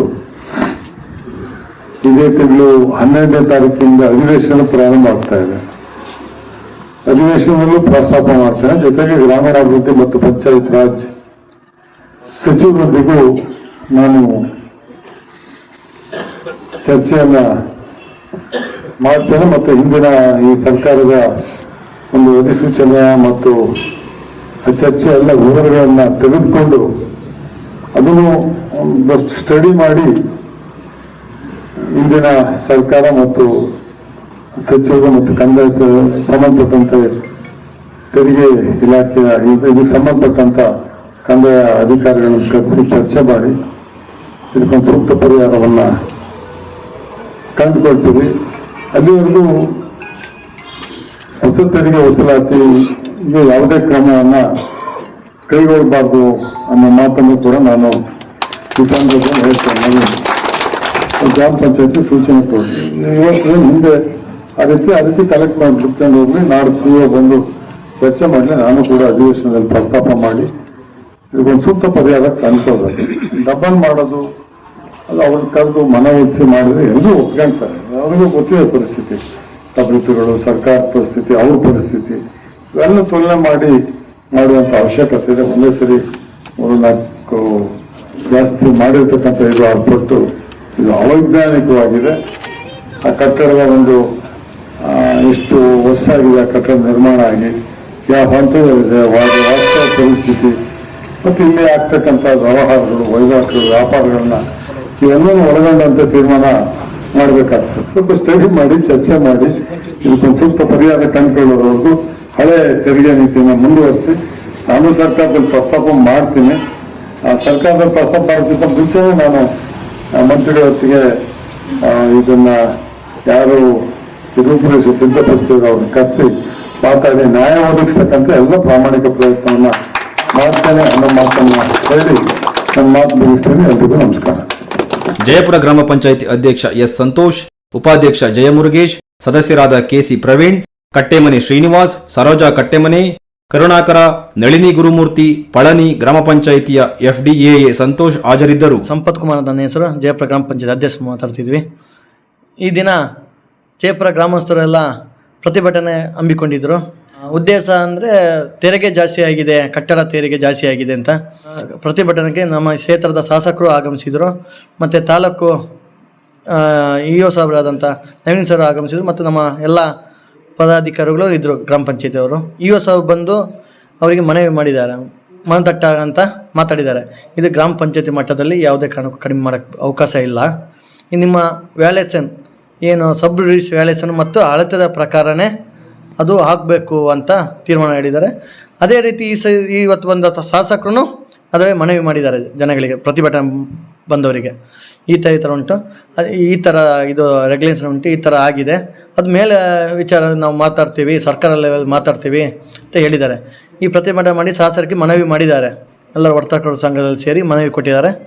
ಅದು ಮುಂದಿನ ದಿನಗಳಲ್ಲಿ ನಮಗೂ ಬೇಜಾರುಂಟು, ಈ ಪ್ರತಿಭಟನೆ ಮಾಡಿದಾಗಲಿ ಮತ್ತು ತೆರಿಗೆ ಜಾಸ್ತಿ ಆಗಿದ್ದಕ್ಕೂ ನಮಗೂ ಎಲ್ಲರಿಗೂ ಜನಪ್ರತಿನಿಧಿಯಾಗಿ ನಮಗೂ ಬೇಜಾರು ಉಂಟು. CS ಅವರು ಬರ್ತೀವಿ ಅಂತ ಭರವಸೆ ಕೊಟ್ಟಿದ್ದಾರೆ ಶಾಸಕರು. ಒಂದು 5-10 ದಿವಸ ಒಳಗೆ CS ಅವರು ಬಂದು ಅದು ಬಗೆಹರಿಸೋಂಥ ಪ್ರಯತ್ನ ಮಾಡ್ತೀವಿ ಅಂತ ಹೇಳಿದರೆ, ಜನಪ್ರತಿನಿಧಿಯಾಗಿ ಸಾರ್ವಜನಿಕ ಜೊತೆಗೇ ಇರ್ತೀವಿ, ಇವತ್ತಿಗೂ ಇದ್ವಿ, ಮುಂದಿಗೂ ಇರ್ತೀವಿ. ನಾವು ಮೊದಲಿನೂ ಪಂಚಾಯತಿನೂ ವಿರೋಧ ಮಾಡ್ಕೊಂಡು ಬಂದಿದ್ದೀವಿ. ನಾವು ಅದು ಅಷ್ಟು ಟ್ಯಾಕ್ಸ್ ಜಾಸ್ತಿ ಆಗುತ್ತೆ, ಟ್ಯಾಕ್ಸ್ ಜಾಸ್ತಿ ಆಗುತ್ತೆ ಅಂತಲೂ ಇವತ್ತಿಗೂ ಇವತ್ತು ಏನು ಪಂಚಾಯತಿ ಅಧಿಕಾರ ಇಲ್ಲ ಅಂತೇಳಿ ಮೇಲೆ ಅಧಿಕಾರಿಗಳೇ ಬಂದು ಇವತ್ತು ಹೇಳಿದ್ದಾರೆ, ಶಾಸಕರು ಬಂದು ಹೇಳಿದ್ದಾರೆ. ಇವತ್ತು ಪಂಚಾಯತಿಗೆ ಕಡಿಮೆ ಮಾಡೋಕ್ಕಾಗಲ್ಲ. ಲೆಕ್ಕಾಚಾರದ ಪ್ರಕಾರ ತೆರಿಗೆ ಜಾಸ್ತಿ ಆಗಿಲ್ಲ. ಅವರ ಒಂದು ನಮ್ಮ SR ರೇಟ್ ಪ್ರಕಾರ ಯಾವುದೇ ತೆರಿಗೆ ಜಾಸ್ತಿ ಆಗಿಲ್ಲ. ಎಲ್ಲಿ ಜಾಸ್ತಿ ಆಯಿತು ಅಂತೇಳಿ 2019 ಸರ್ಕಾರ ಆದೇಶ ಮಾಡಿದೆ ತೆರಿಗೆನ SR ರೇಟ್ ಮೇಲೆ ಮಾಡಬೇಕು ಅಂತೇಳಿ. ಆ 2019 ಇಲ್ಲಿರೋ ಹಿಂದಿನ ಬಾಡಿ ಅದನ್ನು ತೀರ್ಮಾನ ಮಾಡಿ ರೆಸಲ್ಯೂಷನ್ ಪಾಸ್ ಮಾಡಿ ಇಟ್ಟಿದ್ದಾರೆ ಅಷ್ಟೇ ವಿನಃ ಯಾವುದೇ ಥರದ ಕಲೆಕ್ಷನ್ಗಳು ಮಾಡಿಲ್ಲ. ಹಾಗೆ ಕಲೆಕ್ಷನ್ ಯಾಕೆ ಮಾಡಲಿಲ್ಲ ಅಂತಂದರೆ ಆವಾಗ ಮ್ಯಾನುವಲ್ ಇತ್ತು, ಮ್ಯಾನುವಲಲ್ಲಿ ಕಲೆಕ್ಷನ್ ಮಾಡಿದರೆ ಕೈಯಲ್ಲಿ ಬರೆದು ಕೊಡ್ತಿದ್ರು ಇಷ್ಟು ಸ್ಲಿಪ್, ಆ ರೀತಿ ಮಾಡ್ಕೊಂಡ್ಬಂದರು. ಈಗ ನಮಗೆ ಮ್ಯಾನುವಲ್ ಬರೆಯೋಕ್ಕೆ ಯಾವುದೇ ಅವಕಾಶಗಳು ಸರ್ಕಾರ ಕೊಟ್ಟಿಲ್ಲ. ಈಗ ಏನಾಗಿದೆ ಅಂದರೆ ಪಂಚಾಯತ್ ಹತ್ರ 2 ಅನ್ನೋ ಒಂದು ಸಾಫ್ಟ್ವೇರ್ ತಂದು ಅದರಲ್ಲಿ ಹ್ಯಾಡ್ ಮಾಡಿದರೆ ಅದರಲ್ಲಿ ನಿಮ್ಮ ನಿವೇಶನದ ಆಸ್ತಿಯ ಉದ್ದ ಮತ್ತು ಅಗಲ ಹಾಕಿದರೆ ತನ್ನಷ್ಟಿಗೆ ಅದರಲ್ಲಿ ಎಷ್ಟು ಟ್ಯಾಕ್ಸ್ ಅಂತ ಬಂದುಬಿಟ್ಟು ಆ ರೀತಿ ಆಗಿದೆ. ನಮ್ಮ ಪಂಚಾಯತಿ ಬೋರ್ಡಿಗೆ ಯಾವುದೇ ಥರದ ಇದನ್ನು ಜಾಸ್ತಿ ಮಾಡೋದಾಗಲಿ ಕಮ್ಮಿ ಮಾಡೋದಾಗಲಿ ಅವಕಾಶ ಇಲ್ಲ. ಇದು ಸಾರ್ವಜನಿಕರಿಗೆ MLA ಇವತ್ತು ಬಂದ ಶಾಸಕರು ಹೇಳಿದ್ದಾರೆ, ನಮ್ಮ EO ಸಾಹೇಬರು ಹೇಳಿದ್ದಾರೆ ಮತ್ತು PDO ಸಾಹೇಬರು ಹೇಳಿದ್ದಾರೆ. ಈ 2019 ಆ ಬಾಡಿ ಏನು ತೀರ್ಮಾನ ಮಾಡಿದ್ದು ಅದನ್ನೇ ಅದೇ ಥರ ಜಾಸ್ತಿ ಮಾಡ್ಕೊಂಡ್ಬಂದ್ರೆ ಇವತ್ತು ಈ 1 ವರ್ಷಕ್ಕೆ ಬರೀ 10,000 ಮಾತ್ರ ಒಂದು ಮನೆಗಳಿಗೆ ಜಾಸ್ತಿ ಆಗ್ತಿದೆ. ಹಾಗೆ ಜನಗಳಿಗೆ ಭಾರಿ ಹೊರಾಗ್ತಿದೆ. ಏಕಾಏಕಿ ಈ 2019 ಏಕಾಏಕಿ ಜಾಸ್ತಿ ಆಗಿದ್ದು 4 ಪಟ್ಟು 5 ಪಟ್ಟು 6 ಪಟ್ಟು ಆಗಿದ್ದು ಈ ಒಂದು ಉದ್ದೇಶಕ್ಕೆ ಮಾತ್ರ. ಹಿಂದಿನ ಬೋರ್ಡ್ ಅವರು ಸರಿಯಾಗಿ ಜನಗಳಿಗೆ ಮಾಹಿತಿ ಕೊಟ್ಟು ಆಗಲೇ ಟ್ಯಾಕ್ಸ್ ಕರೆಕ್ಟ್ ಸರಿಯಾಗಿ ಕಲೆಕ್ಷನ್ ಮಾಡಿದರೆ ಇವತ್ತು ಈ ಹೋರಾಟ ಮಾಡೋದಾಗಲಿ, ಈ ಜನಗಳಿಗೆ ದೊಡ್ಡ ಹೊರೆ ಆಗೋದಾಗಲಿ ಅಥವಾ ನಮ್ಮ ಗ್ರಾಮ ಪಂಚಾಯತಿ ಬೋರ್ಡ್ಗೆ ಸಮಸ್ಯೆ ಆಗೋದಾಗಲಿ ಆಗ್ತಿರಲಿಲ್ಲ ಅಂತ ನನ್ನದೊಂದು ಅಭಿಪ್ರಾಯ ತಿಳಿಸ್ತೀನಿ. ನಾವು ಜನರೊಟ್ಟಿಗೆ ಇರ್ತೀವಿ. ಟ್ಯಾಕ್ಸ್ ಜಾಸ್ತಿ ಇದೆ, ಅದ್ರ ಬಗ್ಗೆ ನಾವು ಹಿಂದಿನ ಈ 24ನೇ ತಾರೀಕಿನ ಮೀಟಿಂಗಲ್ಲಿ ನಾವು ತೀರ್ಮಾನ ಮಾಡಿ ಅದನ್ನು 50% ಕಮ್ಮಿ ಮಾಡಬೇಕು ಅಂದರೆ ಸರ್ಕಾರಕ್ಕೆ ಪ್ರಸ್ತಾವನೆ ಕಳಿಸಿದ್ವಿ. ಸರ್ಕಾರ ಅದನ್ನು ಒಪ್ಪಿ ನಮಗೆ ಕಮ್ಮಿ ಮಾಡೋಕ್ಕೆ ಪವರ್ ಕೊಟ್ಟರೆ ನಾವು ಅದನ್ನು 50% ಕಮ್ಮಿ ಮಾಡೋಕ್ಕೆ ನಾವು ಜನರೊಟ್ಟಿಗೆ ನಿಂತು ಬದ್ಧರಾಗಿದ್ವಿ. ನಾನು ನವೀನ್ ಕುಮಾರ್ ಅಂತೇಳಿ, ನಾನು ತಾಲೂಕ್ ಪಂಚಾಯತಿಯ ಕಾರ್ಯನಿರ್ವಾಹಕ ಅಧಿಕಾರಿ, ಕೊಪ್ಪ ತಾಲೂಕು ಪಂಚಾಯತ್. 5 ದಿವಸ ಜಯಪುರ ಗ್ರಾಮ ಪಂಚಾಯತಿಯ ವ್ಯಾಪ್ತಿಯ ವರ್ತಕರ ಸಂಘ ಮತ್ತು ಸಾರ್ವಜನಿಕರು ಜಯಪುರ ಗ್ರಾಮ ಪಂಚಾಯತ್ಗಡೆ ಈ ಟ್ಯಾಕ್ಸ್ ರಿವೈಸ್ ಆದ ನಂತರ ತುಂಬ ಹೆಚ್ಚಾಗಿದೆ ಅಂಥೇಳಿ ಒಂದು ಪ್ರತಿಭಟನಾ ಸಭೆಯನ್ನು ಹಮ್ಮಿಕೊಂಡಿದ್ರು. ಅದರ ಪ್ರಯುಕ್ತ ಇವತ್ತು ಬಂದು ನಾನು ಸಾರ್ವಜನಿಕರ ಅಹವಾಲನ್ನು ಸ್ವೀಕರಿಸಿದ್ದೇನೆ. ಮಾನ್ಯ ಶಾಸಕರು ಕೂಡ ಈ ಸಂದರ್ಭದಲ್ಲಿ ಹಾಜರಿದ್ದರು. ಒಟ್ಟು ಈ ಸಂದರ್ಭದಲ್ಲಿ ನಾನು ಹೇಳಲಿಕ್ಕೆ ಇಷ್ಟಪಡೋದಂದರೆ, ಜೈಪುರ ಗ್ರಾಮ ಪಂಚಾಯತಿಯಲ್ಲಿ ಸುಮಾರು 2166 ಪ್ರಾಪರ್ಟಿಗಳಿಗೆ ನಾವು ಈ ಸರ್ಕಾರದ 2022ನೇ ಸಾಲಿನ ಆದೇಶದ ಪ್ರಕಾರ ಒಂದು ಟ್ಯಾಕ್ಸ್ ರಿವಿಷನ್ ಪ್ರೊಸೆಸ್ನ ನಾವು ಲಾಸ್ಟ್ ಇಯರ್ ಮಾಡಿದ್ವಿ. ಅದೇ ಪ್ರಕಾರ ಈ ವರ್ಷ ಕಡ್ಡಾಯವಾಗಿ ಆನ್ಲೈನಲ್ಲೇ ಕಂದಾಯ ಪಾವತಿ ಮಾಡಬೇಕಿರೋದನ್ನು ಅದು ಕಂಪ್ಯೂಟರೀಕರಣ ಕೂಡ ಮಾಡಲಾಗಿತ್ತು. ಈ ಒಂದು ಪ್ರೊಸೆಸ್ನ ನಂತರ 2166 ಪ್ರಾಪರ್ಟಿಗಳಲ್ಲಿ ಸುಮಾರು 1000 ಪ್ರಾಪರ್ಟಿಗಳಿಗೆ 1007 ಪ್ರಾಪರ್ಟಿಗಳಿಗೆ 1000 ರೂಪಾಯಿಗಿಂತ ಕಡಿಮೆ ಟ್ಯಾಕ್ಸ್ ಇದೆ. 1000 ರೂಪಾಯಿಂದ 2000 ರೂಪಾಯಿವರೆಗಿರುವಂಥ ಪ್ರಾಪರ್ಟಿಗಳು ಸುಮಾರು 693, 2000 ಮತ್ತು ಅದಕ್ಕಿಂತ ಹೆಚ್ಚು ಇರುವಂಥ ಪ್ರಾಪರ್ಟಿಗಳು ಸುಮಾರು 268. ಹಾಗೆ ನೋಡಿದರೆ 1000 ರೂಪಾಯಿಗಿಂತ ಕಡಿಮೆ ಇರೋ ಪ್ರಾಪರ್ಟಿಗಳು 50%ಇದೆ. ನಂತರ 40% 1000ದಿಂದ 2000 ರೇಂಜ್ನಲ್ಲಿದ್ದಾವೆ. ಕೇವಲ ಒಂದು 10% ಅಷ್ಟು ಮಾತ್ರ ನಮಗೆ 268 ಪ್ರಾಪರ್ಟಿಗಳು 2000ಕ್ಕಿಂತ ಜಾಸ್ತಿ ಇರುವಂಥದ್ದಾಗಿದೆ. ಸಾರ್ವಜನಿಕರಲ್ಲಿ ಈ ಬಗ್ಗೆ ಕೂಡ ಒಂದು ಪ್ರಾಪರ್ಟಿಗೆ 4 ಪಟ್ಟು 10 ಪಟ್ಟು ಈ ಥರ ಹೆಚ್ಚಾಗಿದೆ ಅಂತ ಹೇಳಿದ್ರಿಂದ ನಾವು ಪರಿಶೀಲನೆ ಮಾಡಿದಾಗ ಆ ರೀತಿ ಯಾವುದೇ ರೀತಿಯ ವ್ಯತಿರಿಕ್ತವಾದ ಪರಿಷ್ಕರಣೆ ಆಗಿರೋದಿಲ್ಲ. ಹಿಂದಿನ ಸಂದರ್ಭಗಳಲ್ಲಿ ಟ್ಯಾಕ್ಸ್ನ ಸರಿಯಾಗಿ ಪರಿಷ್ಕರಣೆ ಮಾಡ್ದೇನೆ ಒಟ್ಟಾರೆಯಾಗಿ ಮಾಡಿರೋದ್ರಿಂದ ಟ್ಯಾಕ್ಸ್ ತುಂಬ ಕಡಿಮೆನೇ ಇತ್ತು. ಆದರೆ ಸರ್ಕಾರದ ಮಾರ್ಗಸೂಚಿ ದರ ಈಗ ರಿವೈಸ್ ಆಗಿರೋದ್ರಿಂದ ಸ್ವಲ್ಪ ಹೆಚ್ಚಾಗಿ ಕಂಡು ಬರ್ತಾ ಇದೆ. ಆದರೂ ಕೂಡ ಸಾರ್ವಜನಿಕರ ಮನವಿಗಳನ್ನು ನಾವು ಸ್ವೀಕರಿಸಿ ಸರ್ಕಾರಕ್ಕೆ ಆ ಮನವಿಗಳನ್ನು ತಲುಪಿಸಿ ಈ ಹೆಚ್ಚು ಅಂತ ಏನು ಸಾರ್ವಜನಿಕ ಅಭಿಪ್ರಾಯ ಇದೆ ಅದು ಕೂಡ ಕಡಿಮೆ ಮಾಡಲಿಕ್ಕೆ ನಾವು ಕೂಡ ಸಾರ್ವಜನಿಕ ಮನವಿಯನ್ನು ಮಾನ್ಯ ಸಿ ಯು ಅವ್ರ ಮೂಲಕ ಕಳಿಸ್ಕೊಡ್ತೀವಿ. ಹಾಗೆ ಮಾನ್ಯ ಶಾಸಕರು ಇದನ್ನ ಸಭೆಯಲ್ಲಿ ಹೇಳಿದ್ದಾರೆ, 1 ವಾರದ ಒಳಗೆ ಮಾನ್ಯ ಮುಖ್ಯ ಕಾರ್ಯನಿರ್ವಾಹಕ ಅಧಿಕಾರಿಗಳು ಜಿಲ್ಲಾ ಪಂಚಾಯತ್ ಅವರು ಬಂದು ಈ ಒಂದು ಸಾರ್ವಜನಿಕರನ್ನು ಉದ್ದೇಶಿಸಿ ಈ ಟ್ಯಾಕ್ಸ್ನಲ್ಲಿ ಏನು ಗೊಂದಲ ಆಗಿದೆ ಇದ್ರ ಬಗ್ಗೆ ಒಂದು ಪರಿಹಾರನ ಮಾಡಬೇಕು ಅಂತೇಳಿ. ಅದೇ ರೀತಿಯಲ್ಲಿ ನಾನು ಕೂಡ ಮುಖ್ಯ ಕಾರ್ಯನಿರ್ವಾಹಕ ಅಧಿಕಾರಿಗಳ ಜೊತೆಗೆ ಮಾತಾಡಿ ಅದಕ್ಕೆ ಅವರಿಂದ ಒಂದು ಪರಿಹಾರ ಕಂಡುಹಿಡಿಯುವ ಪ್ರಯತ್ನ ಕೂಡ ಈ ಸಂದರ್ಭದಲ್ಲಿ ಮಾಡ್ತೀನಿ ಅಂತ ಹೇಳಲಿಕ್ಕೆ ಇಷ್ಟಪಡ್ತೇನೆ. Thank you. ನ್ಯಾಷನಲ್ ಹೈವೇಗಳು ಬರುತ್ತೆ ಅಥವಾ ಬೇರೆ ಒಂದು ಸ್ಟೇಟ್ ಹೈವೇ ಬರುತ್ತೆ ಅಥವಾ ರೋಡ್ ಕಾರ್ನರಿಗೆ ಇರುತ್ತೆ, ಗೈಡೆನ್ಸ್ ವ್ಯಾಲ್ಯೂ ಪ್ರಕಾರ ಟ್ಯಾಕ್ಸ್ ಫಿಕ್ಸ್ ಮಾಡೋ ಅಂಥ ಒಂದು ಪದ್ಧತಿ ತೊಗೊಂಡು ಬಂದಿದ್ದಾರೆ. ಅದ್ರ ಜೊತೆಗೆ ಆ ಕಟ್ಟಡದಲ್ಲಿ ಬಳಸಿರುವಂಥ ವಸ್ತುಗಳು, ಈಗ ಟೈಲು ರೆಡ್ ಆಕ್ಸೈಡ್ಗೂ ತುಂಬಾ ವ್ಯತ್ಯಾಸ ಆಗ್ತದೆ, ಹಂಚಿನ ಮನೆಗೂ ಸೀಲಿಂಗಿಗೂ ತುಂಬ ವ್ಯತ್ಯಾಸ ಆಗ್ತದೆ. ಸೊ ಎಲ್ಲ ಮಾನದಂಡಗಳನ್ನ ಕನ್ಸಿಡರ್ ಮಾಡಿ ಟ್ಯಾಕ್ಸನ್ನು ಫಿಕ್ಸ್ ಮಾಡೋವಂಥ ಒಂದು ಹೊಸ ಪದ್ಧತಿನ ಈಗ ನಮ್ಮ RDPR ಇಲಾಖೆಯಲ್ಲಿ ತೆಗೆದುಕೊಂಡು ಬಂದಿದ್ದಾರೆ. ಈ ಕುರಿತಂತೆ ಒಂದು ಮೇಲಿಂದ ನಮಗೆ ಪ್ರತಿ ತಿಂಗಳು ಮಾನ್ಯ ನಮ್ಮ ಗ್ರಾಮೀಣಾಭಿವೃದ್ಧಿ ಮಂತ್ರಿಗಳಿಂದ ಹಿಡಿದು ನಾವೆಲ್ಲ ಹಿರಿಯ ಅಧಿಕಾರಿಗಳಿಂದ ಹಿಡಿದು ಪ್ರತಿ ಒಂದು ತಿಂಗಳು ಸಹ ಒಂದು ಪ್ರಗತಿ ಪರಿಶೀಲನಾ ಸಭೆಯಲ್ಲಿ ಈ ವಿಷಯ ಬಗ್ಗೆ ಚರ್ಚೆಗಳು ನಡೀತದೆ. ಅಂದರೆ ಏನು, ಎಷ್ಟು % ನಾವು ಪ್ರಾಪರ್ಟಿ ಅಪ್ಡೇಷನ್ ಮಾಡಿದ್ದೀವಿ ಅಂತ. ಅಂದರೆ ಈ ಹಿಂದೆ ಇದ್ದಂಥ ಒಂದು ಪ್ರಾಪರ್ಟಿ ಎಷ್ಟಿತ್ತು, ಈಗ ಎಷ್ಟು ಪ್ರಾಪರ್ಟೀಸ್ ಆಗಿದ್ದಾವೆ, ಮತ್ತು ಏನಾದರೂ ಬಿಟ್ಟೋಗಿತ್ತು ಅಂದರೆ ತಪ್ಪಾಗಿತ್ತು ಅಂತಂದರೆ ಅದನ್ನು ಸರಿಯಾದ ರೀತಿಯಲ್ಲಿ ಅಸೆಸ್ಮೆಂಟ್ ಮಾಡಿ ಸರಿಯಾದ ರೀತಿಯಲ್ಲಿ ಅಳತೆ ಮಾಡಿ ಅದನ್ನು ಪಂಚತಂತ್ರಲ್ಲಿ ಅಪ್ಡೇಟ್ ಮಾಡೋವಂಥ ಒಂದು ಕಾರ್ಯ ಪ್ರಗತಿಯಲ್ಲಿದೆ. ಕೆಲವೊಂದು ಕಡೆ ಈಗಾಗಲೇ 100% ಆಗಿದೆ, ನಮ್ಮಲ್ಲೂ ನಡೀತಾ ಇದೆ. ಸೊ ಹೀಗಿರಬೇಕಾದ್ರೆ ಮೊದಲನೇ ಪ್ರಶ್ನೆ ನಂದು ಏನಂತಂದರೆ, ಇಲ್ಲಿರೋ ಎಲ್ಲ ಹಿರಿಯರಿಗೆ ಆ ಬುಕ್ಕಿನ ಪ್ರಕಾರ ಕ್ಯಾಲ್ಕುಲೇಟ್ ಮಾಡಿರೋದು, ಆ ಕ್ಯಾಲ್ಕುಲೇಷನಲ್ಲಿ ಏನಾದರೂ ತಪ್ಪಿದೆಯಾ? ಕ್ಯಾಲ್ಕುಲೇಷನ್ ಏನು ತಪ್ಪಿಲ್ಲ. ಸೊ ಅದು ಓಪನ್. ಈಗ ಅದನ್ನು ಅಳತೆ ಮಾಡಿ ಮಾಡಿರೋದು ಉಂಟು. ಅದನ್ನು ಯಾರೇ ಆಗಲಿ ಏನಾದರೂ ಕ್ಯಾಲ್ಕುಲೇಷನಲ್ಲಿ ತಪ್ಪಿದೆ ಅಂತಂದರೆ ಬಂದು ಪುಸ್ತಕದಲ್ಲಿ ಅದನ್ನು ತಮ್ಗಳಿಗೆ ಕೊಡ್ತೀವಿ, ನೋಡಿ ಕ್ಯಾಲ್ಕುಲೇಷನ್ ಏನಾದರೂ ತಪ್ಪಿತ್ತು ನಮ್ಮ ಒಂದು ಗ್ರಾಮ ಪಂಚಾಯತಿ ವತಿಯಿಂದ ಅಂದರೆ ಅದನ್ನು ಸರಿ ಮಾಡ್ಕೊಳ್ಳೋಂಥ ವ್ಯವಸ್ಥೆ ನಾವು ಇಲ್ಲೇ ಮಾಡ್ಬೋದು. ನಾವು ಅದನ್ನು ಇಲ್ಲೇ ಮಾಡಿಕೊಡ್ತೀವಿ. ಇಲ್ಲ ನಮ್ಗೆ ಇವಾಗ ಒಂದು ವ್ಯವಸ್ಥೆ ಏನು ತಂದಿದ್ದೀರಿ ಅದರಲ್ಲೇ ಬದಲಾವಣೆ ಆಗಬೇಕು ಅಂತಂದರೆ ಅದು ನಮ್ಮ ಹಂತದಲ್ಲಿಲ್ಲ. ತಾವು ಹೇಳಿದಾಗೆ ಒಂದು ಏನು ಇವತ್ತಿನ ದಿನ ತಾವು ಒಂದು ಬಹುಶಃ ಮೆಮೊರಂಡಮ್ ಕೊಟ್ಟಿರ್ತೀರಿ, ಈ ರೀತಿ ಎಲ್ಲ ಬದಲಾವಣೆಗಳು ಬೇಕಂತೇಳಿ, ಅದನ್ನು ನಾವು ಮಾನ್ಯ ಸರ್ಕಾರಕ್ಕೆ ಸಲ್ಲಿಸ್ತೀವಿ. ಆಮೇಲೆ ಮಾನದಂಡಗಳು 2-3 ವರ್ಷಕ್ಕೆ ಒಂದೊಂದ್ಸತಿ ಚೇಂಜ್ ಆಗ್ತವೆ. ಅಂದರೆ ಒನ್ ಟೈಮ್ ಅವ್ರು ಹೇಳ್ತಾರೆ ಗೈಡೆನ್ಸ್ ವ್ಯಾಲ್ಯೂ ಇಟ್ಕೊಳ್ಳಿ ಅಂತ ಹೇಳಿ, ಒನ್ ಟೈಮ್ ಏನು ಮಾಡ್ತಾರೆ ಈ ಏರಿಯಾಗೆ ಇಷ್ಟು ಪಕ್ಕದ ಏರಿಯಾಗೆ ಇಷ್ಟು ಅಂತಲೂ ಫಿಕ್ಸ್ ಮಾಡ್ತಾರೆ. ಸೊ ಹಾಗಾಗಿ ಒಂದು ವರ್ಷ ಏನು ಟ್ಯಾಕ್ಸ್ ಕಟ್ತಿರ್ತೀವಿ ಒಂಚೂರು ಆ ಕಡೆ ಈ ಕಡೆ ಆಗೋದು ಉಂಟು. ಬಟ್ ಇದು ಏಕಾಏಕಿ ನೀವು ಹೇಳೋ ಪ್ರಕಾರ 400 ರೂಪಾಯಿ ಬರೋ ಜಾಗದಲ್ಲಿ 18,000 ರೂಪಾಯಿ ಬಂದಿದೆ ಅಂತಂದರೆ ಅದು ಆಶ್ಚರ್ಯ ಆಗ್ತದೆ. ಅದು ಏನಿದೆ ಅಂತ ನಾವು ನೋಡಲೇಬೇಕು. ಒಂದು ಹಿಂದೆ ಗ್ರಾಮ ಪಂಚಾಯತಿ ವತಿಯಿಂದನೂ ತಪ್ಪಾಗಿರುತ್ತೆ. ಅಲ್ಲಿ ಇರೋವಂಥ ಒಬ್ಬ ವ್ಯಕ್ತಿ ಯಾರಿರ್ತಾರೆ ಆ ಮನೆಗಳಲ್ಲಿ ಅಂಡರ್ ಅಸೆಸ್ಮೆಂಟ್ ಮಾಡಿಸಿರ್ತಾರೆ. ಅದು ತಮಗೆಲ್ಲರಿಗೂ ಗೊತ್ತೇ ಇದೆ, ಅದೇನು ಮುಚ್ಚಿಡೋ ಅಂಥ ಇದೇನಲ್ಲ, ವಿಷಯ ಅಲ್ಲ. ಕೆಲವೊಬ್ಬರು ಅದನ್ನು ಅಂಡರ್ ಅಸೆಸ್ ಮಾಡಿಸಿ ಅಲ್ಲಿ ಒಂದು ಮನೆಯನ್ನು ಕಟ್ಟಿರುವಂಥ ವಸ್ತುಗಳಾಗಿರ್ಬೋದು ಅಥವಾ ಇರೋವಂಥ ಒಂದು ಅಳತೆ ಆಗಿರ್ಬೋದು, ಅದನ್ನೇ ಸಹ ಕಮ್ಮಿ ತೋರಿಸಿ 10,000 ಬರೋ ಜಾಗದಲ್ಲಿ 5,000 ರೂಪಾಯಿನ ತೋರಿಸಿರ್ತಾರೆ. ಈಗ ಏಕಾಏಕಿ ನಾವು ಪ್ರಾಪರ್ಟಿ ಅಪ್ಡೇಷನ್ ಮಾಡೋಕ್ಕೆ ಹೋದಾಗ, ಹೊಸ್ದಾಗಿ ನಾವು ಅಳತೆ ಮಾಡಿ ನೋಡಿದಾಗ ಎಷ್ಟಿದೆ ಅಂತ ನಾವು ನೋಡಿದ್ರೆ, ಇವತ್ತಿನ ಅಳತೆಗೆ ಅದನ್ನು ಮಾಡಿದಾಗ ಖಂಡಿತವಾಗ್ಲೂ ಆ 10,000 ಹಿಂದೆ ಹಳೇದು ಮತ್ತು ಇವತ್ತಿನ ದಿನ ಒಂದು 10,000 ರೂಪಾಯಿ ಜಾಸ್ತಿ ಅಂದರೆ 20,000 ಬರುತ್ತೆ. ಸೊ 5,000 ಕಟ್ಟೋರು 20,000 ಕಟ್ಟಿ ಅಂತ ನಾವು ಹೇಳಬೇಕಾಗ್ತದೆ. ಬಹುಶಃ ಅದು ಒಂದು ಆಗಿರ್ಬೋದು, ನಾನು ಗೆಸ್ ಮಾಡ್ತಾ ಇದ್ದೀನಿ. ಎರಡನೇದು, ಈ ಒಂದು ಗೈಡೆನ್ಸ್ ವ್ಯಾಲ್ಯೂ ಮೇಲೆ ನಾವು ತೊಗೊಂಡಿರೋದ್ರಿಂದ ಕೆಲವೊಂದು ರೋಡ್ಗಳು ಆಟೋಮೆಟಿಕಲಿ ಏನಾಗ್ತವೆ, ಎವ್ರಿ 2 ಇಯರ್ಸ್ ಅನಿಸುತ್ತೆ ಸರ್ಕಲ್ ರೇಟ್ಸ್ ಅಂತ ಹೇಳ್ತೀವಿ ನಾವು. ಸಬ್ ರಿಜಿಸ್ಟ್ರಾರ್ ಆಫೀಸಲ್ಲಿ ಆ ಗೈಡೆನ್ಸ್ ವ್ಯಾಲ್ಯೂ ಫಿಕ್ಸ್ ಮಾಡ್ತಾರೆ. ಅದ್ರ ಪ್ರಕಾರ ಈ ಒಂದು ಪ್ರಾಪರ್ಟಿ ಟ್ಯಾಕ್ಸ್ನ ನಾವು ಈ ಸತಿ ಅಸೆಸ್ ಮಾಡಿದ್ದೀವಿ.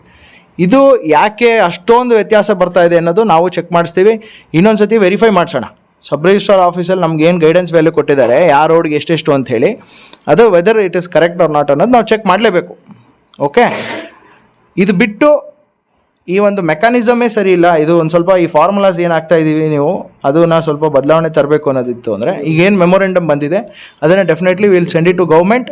V will take the help of ನಮ್ಮ ಏನು ಸನ್ಮಾನ್ಯ ಇಲ್ಲಿ ಶಾಸಕರಿದ್ದಾರೆ ಆ್ಯಂಡ್ KRDL ಚೇರ್ಮನ್ ಇದ್ದಾರೆ, ಅವರ ಒಂದು ಹೆಲ್ಪು ತೊಗೊಂಡು ನಾವು ಒಂದು ಪತ್ರನ ಮಾನ್ಯ ಸರ್ಕಾರಕ್ಕೆ ಬರಿತೀವಿ. ಮುಂದಿನ ವಾರ ಒಂದು ಕನ್ಸಲ್ಟೇಟಿವ್ ಮೀಟಿಂಗ್ ಅಂತ ಹೇಳಿ ನಾನು ಇಲ್ಲಿಗೆ ಬರ್ತೀನಿ, ಜೈಪುರಕ್ಕೆ. ಅರ್ಧ ದಿನ ನಾನು ಇಲ್ಲೇ ಇರ್ತೀನಿ. ಯಾರ್ಯಾರ್ದು ಸಮಸ್ಯೆಗಳಾಗಿದ್ದಾವೆ, ಯಾರ್ಯಾರ್ದು ಈ ರೀತಿ ತುಂಬಾ ಒಂದು ಏರುಪೇರಾಗಿದೆ, ಅವರೆಲ್ಲರೂ ಸಹ ಬಂದು ಅವತ್ತಿನ ದಿನ ಏನು ತಮ್ಮ ಒಂದು ಗ್ರೀವೆನ್ಸಸ್ ಇದೆ ಅಥವಾ ಏನು ಕುಂದುಕೊರತೆಗಳಿದೆ ಅದು ನಮ್ಮ ಮುಂದೆ ಹಂಚ್ಕೋಬೋದು. ಓಕೆ, ನಾವು 3 ದಿನದ ಮುಂಚೆನೇ ಹೇಳ್ತೀವಿ ಯಾವತ್ತು ಬರ್ತೀವಿ ಅಂತ ಹೇಳಿ. ಅವತ್ತಿನ ದಿನ ಎಲ್ಲರೂ ಸಹ ಬಂದು ತಾವು ತಮ್ಮ ಅಭಿಪ್ರಾಯ ತಿಳಿಸ್ಬೋದು. ಆಗ್ಬೋದಲ್ಲ? ಆಮೇಲೆ ಇದರಲ್ಲಿ ಗ್ರಾಮ ಪಂಚಾಯತಿ ಪಾತ್ರ ಏನೂ ಇಲ್ಲ. ಗ್ರಾಮ ಪಂಚಾಯತಿ ಮಟ್ಟದಲ್ಲಿ ನಾನು ಒಂದು ರಿಕ್ವೆಸ್ಟ್ ಮಾಡ್ಕೊಳ್ಳೋದು, 20% ಕಮ್ಮಿ ಮಾಡಿಕೊಟ್ಟು 30% ಕಮ್ಮಿ ಮಾಡಿ ಅಂತೇಳಿ ಇವರು ರೆಸೊಲ್ಯೂಷನ್ ಮಾಡಿದ್ರು ಅಂತಂದರೆ, ನಾಳೆ ದಿನ ಅದನ್ನು ರಿಕವರ್ ಮಾಡ್ಕೊಳ್ಳಿ ಅಂತ ಹೇಳಿ ಆಡಿಟ್ ಅಬ್ಜೆಕ್ಷನ್ಸ್ಗಳಾಗೋ ಚಾನ್ಸಸ್ ಇರುತ್ತೆ. ಇಲ್ಲಿರೋವಂಥ ಅಧಿಕಾರಿಗಳು ಮತ್ತು ಮೆಂಬರ್ಗಳೇನಿದ್ದೀರಿ ನಾಳೆ ದಿನ ಹೊಣೆಗಾರರಾಗ್ತಾರೆ. ಯಾರಾದರೂ 20,000 ರೂಪಾಯಿ ಟ್ಯಾಕ್ಸ್ ಕಟ್ಟಬೇಕಿರುತ್ತೆ, ಆತನಿಗೆ ಅದು ಒಪ್ಪಿಗೆ ಇರಲ್ಲ, ಆತ ಕೋರ್ಟ್ಗೆ ಹೋಗ್ಬೋದು. ಇಲ್ಲಾಂತ ಒಂದು ಕೋರ್ಟ್ಗೆ ಹೋಗೋಕ್ಕಿಂತ ಮುಂಚೆ ಇಲ್ಲಿ ಪೆನಾಲ್ಟಿ ಜಾಸ್ತಿ ಇಲ್ಲ. ಎಲ್ಲಿ ಗ್ರಾಮ ಪಂಚಾಯತಿ ಮಟ್ಟದಲ್ಲಿ ಪೆನಾಲ್ಟಿ ಜಾಸ್ತಿ ಇಲ್ಲ. ಅದೇ ಅರ್ಬನ್ ಏರಿಯಾಸ್, ಕಾರ್ಪೊರೇಷನ್ ಇರೋ ಜಾಗದಲ್ಲಿ ಹೆಂಗೆ ಅಂತಂದರೆ, 1 ವರ್ಷದ ಟ್ಯಾಕ್ಸ್ ನೀವು ಕಟ್ಟಲಿಲ್ಲ ಅಂದರೆ ಫಿನಾನ್ಷಿಯಲ್ ಇಯರ್ ಸ್ಟಾರ್ಟಿಂಗಲ್ಲಿ ಪ್ರತಿ ತಿಂಗಳಿಗೆ 2% ಬಡ್ಡಿ ಆಗ್ತಾ ಹೋಗುತ್ತೆ. ಪ್ರತಿ ತಿಂಗಳಿಗೆ 2% ಬಡ್ಡಿ ಆಗ್ತಾ ಹೋಗುತ್ತೆ. ಅವಾಗ ಅವ್ರು ಏನು ಮಾಡೋರು ಅಂತಂದರೆ, ಅಂಡರ್ ಪ್ರೊಟೆಸ್ಟ್ ಅಂತ ಕಟ್ಟೋರು. ಈಗ 400 ರೂಪಾಯಿಗೆ 18,000 ಬಂದಿದೆಯಲ್ಲ, 18,000ನ ಅವರು ಅಂಡರ್ ಪ್ರೊಟೆಸ್ಟ್ ಅಂತ ಕಟ್ಟೋರು. ಮುಂದೆ ಅದು ಸರ್ಕಾರದಿಂದ ಚೇಂಜ್ ಆಗೋದು ಅಥವಾ ಇಲ್ಲ ಕೋರ್ಟಿಂದ ಅವ್ರ ಆದೇಶ ತಂದರೆ ಆ ಹಣ ನಾವು ವಾಪಸ್ ಕೊಡ್ತಾ ಇದ್ವಿ ಅವ್ರಿಗೆ. ಯಾಕೆ? ಈ ಬಡ್ಡಿ ದುಡ್ಡನ್ನು ಕಟ್ಟದೇ ಇರೋದು ರೀತಿಯಲ್ಲಿ ಬಚಾವ್ ಮಾಡಲಿಕ್ಕೆ ಅವ್ರೇನು ಮಾಡೋರು, ಅಂಡರ್ ಪ್ರೊಟೆಸ್ಟ್ ಅಂತ ಕೊಡೋರು. ನಾನು ಜಸ್ಟ್ ಒಂದು ಆಪ್ಷನ್ ಇದೆ ಅಂತ ಹೇಳ್ತೇನೆ, ಬೇಕಾದ್ರೆ ನೀವು ಕಟ್ಟಲಿಲ್ಲ ಅಂದ್ರೂ ಪರವಾಗಿಲ್ಲ, ನೆಕ್ಸ್ಟ್ ವಾರ ನಾನು ಚರ್ಚೆ ಮಾಡಲಿಕ್ಕೆ ನಾನು ರೆಡಿ ಇದ್ದೀನಿ. ಯಾರಿಗಾದರೂ ಇಲ್ಲಪ್ಪ ಇದು ನಾನು ಕಟ್ಟೋಣ, ನಾಳೆ ದಿನ ಏನು ತೀರ್ಮಾನ ಆಗುತ್ತೆ ಅದಾಗಲಿ ಅನ್ನೋರು ಇದ್ದರೆ ಅಂಡರ್ ಪ್ರೊಟೆಸ್ಟ್ ಅಂತಲೇ ನೀವು ಬರೆದು ಕೊಟ್ಬಿಟ್ಟು ಕಟ್ಟಿ. ನಾನು ಏನು ಈ ಒಂದು ತೆರಿಗೆ ಪಾವತಿಸ್ತಾ ಇದ್ದೀನಿ, ಈ ಒಂದು ತೆರಿಗೆ ಪಾವತಿ ಮಾಡಲು ನನ್ನ ತಕರಾರಿರುತ್ತೆ ಅಂತ ಹೇಳ್ಬಿಟ್ಟೆ ನೀವು ಕಟ್ಟಿರಿ. ಅದು ಅಕಸ್ಮಾತ್ ಸರ್ಕಾರದಿಂದನೋ ಅಥವಾ ಇಲ್ಲ ಬೇರೆ ಒಂದು ಮೂಲಗಳಿಂದ ಅದನ್ನು ಇಲ್ಲ ಕಡಿಮೆ ಮಾಡಬೇಕು, ಅದನ್ನು ಚೇಂಜ್ ಮಾಡಬೇಕು ಅಂತ ಬಂದರೆ ಅದ್ರ ಪ್ರಕಾರ ನಾವು ಗ್ರಾಮ ಪಂಚಾಯತಿ ವತಿಯಿಂದ ನಿಮಗೆ ಅನುಕೂಲ ಮಾಡಿಕೊಡ್ತೀವಿ. ಜಯ ವಿಜಯ ನ್ಯೂಸ್, ಸರ್ವರ ಹಿತರಕ್ಷಣೆಗಾಗಿ.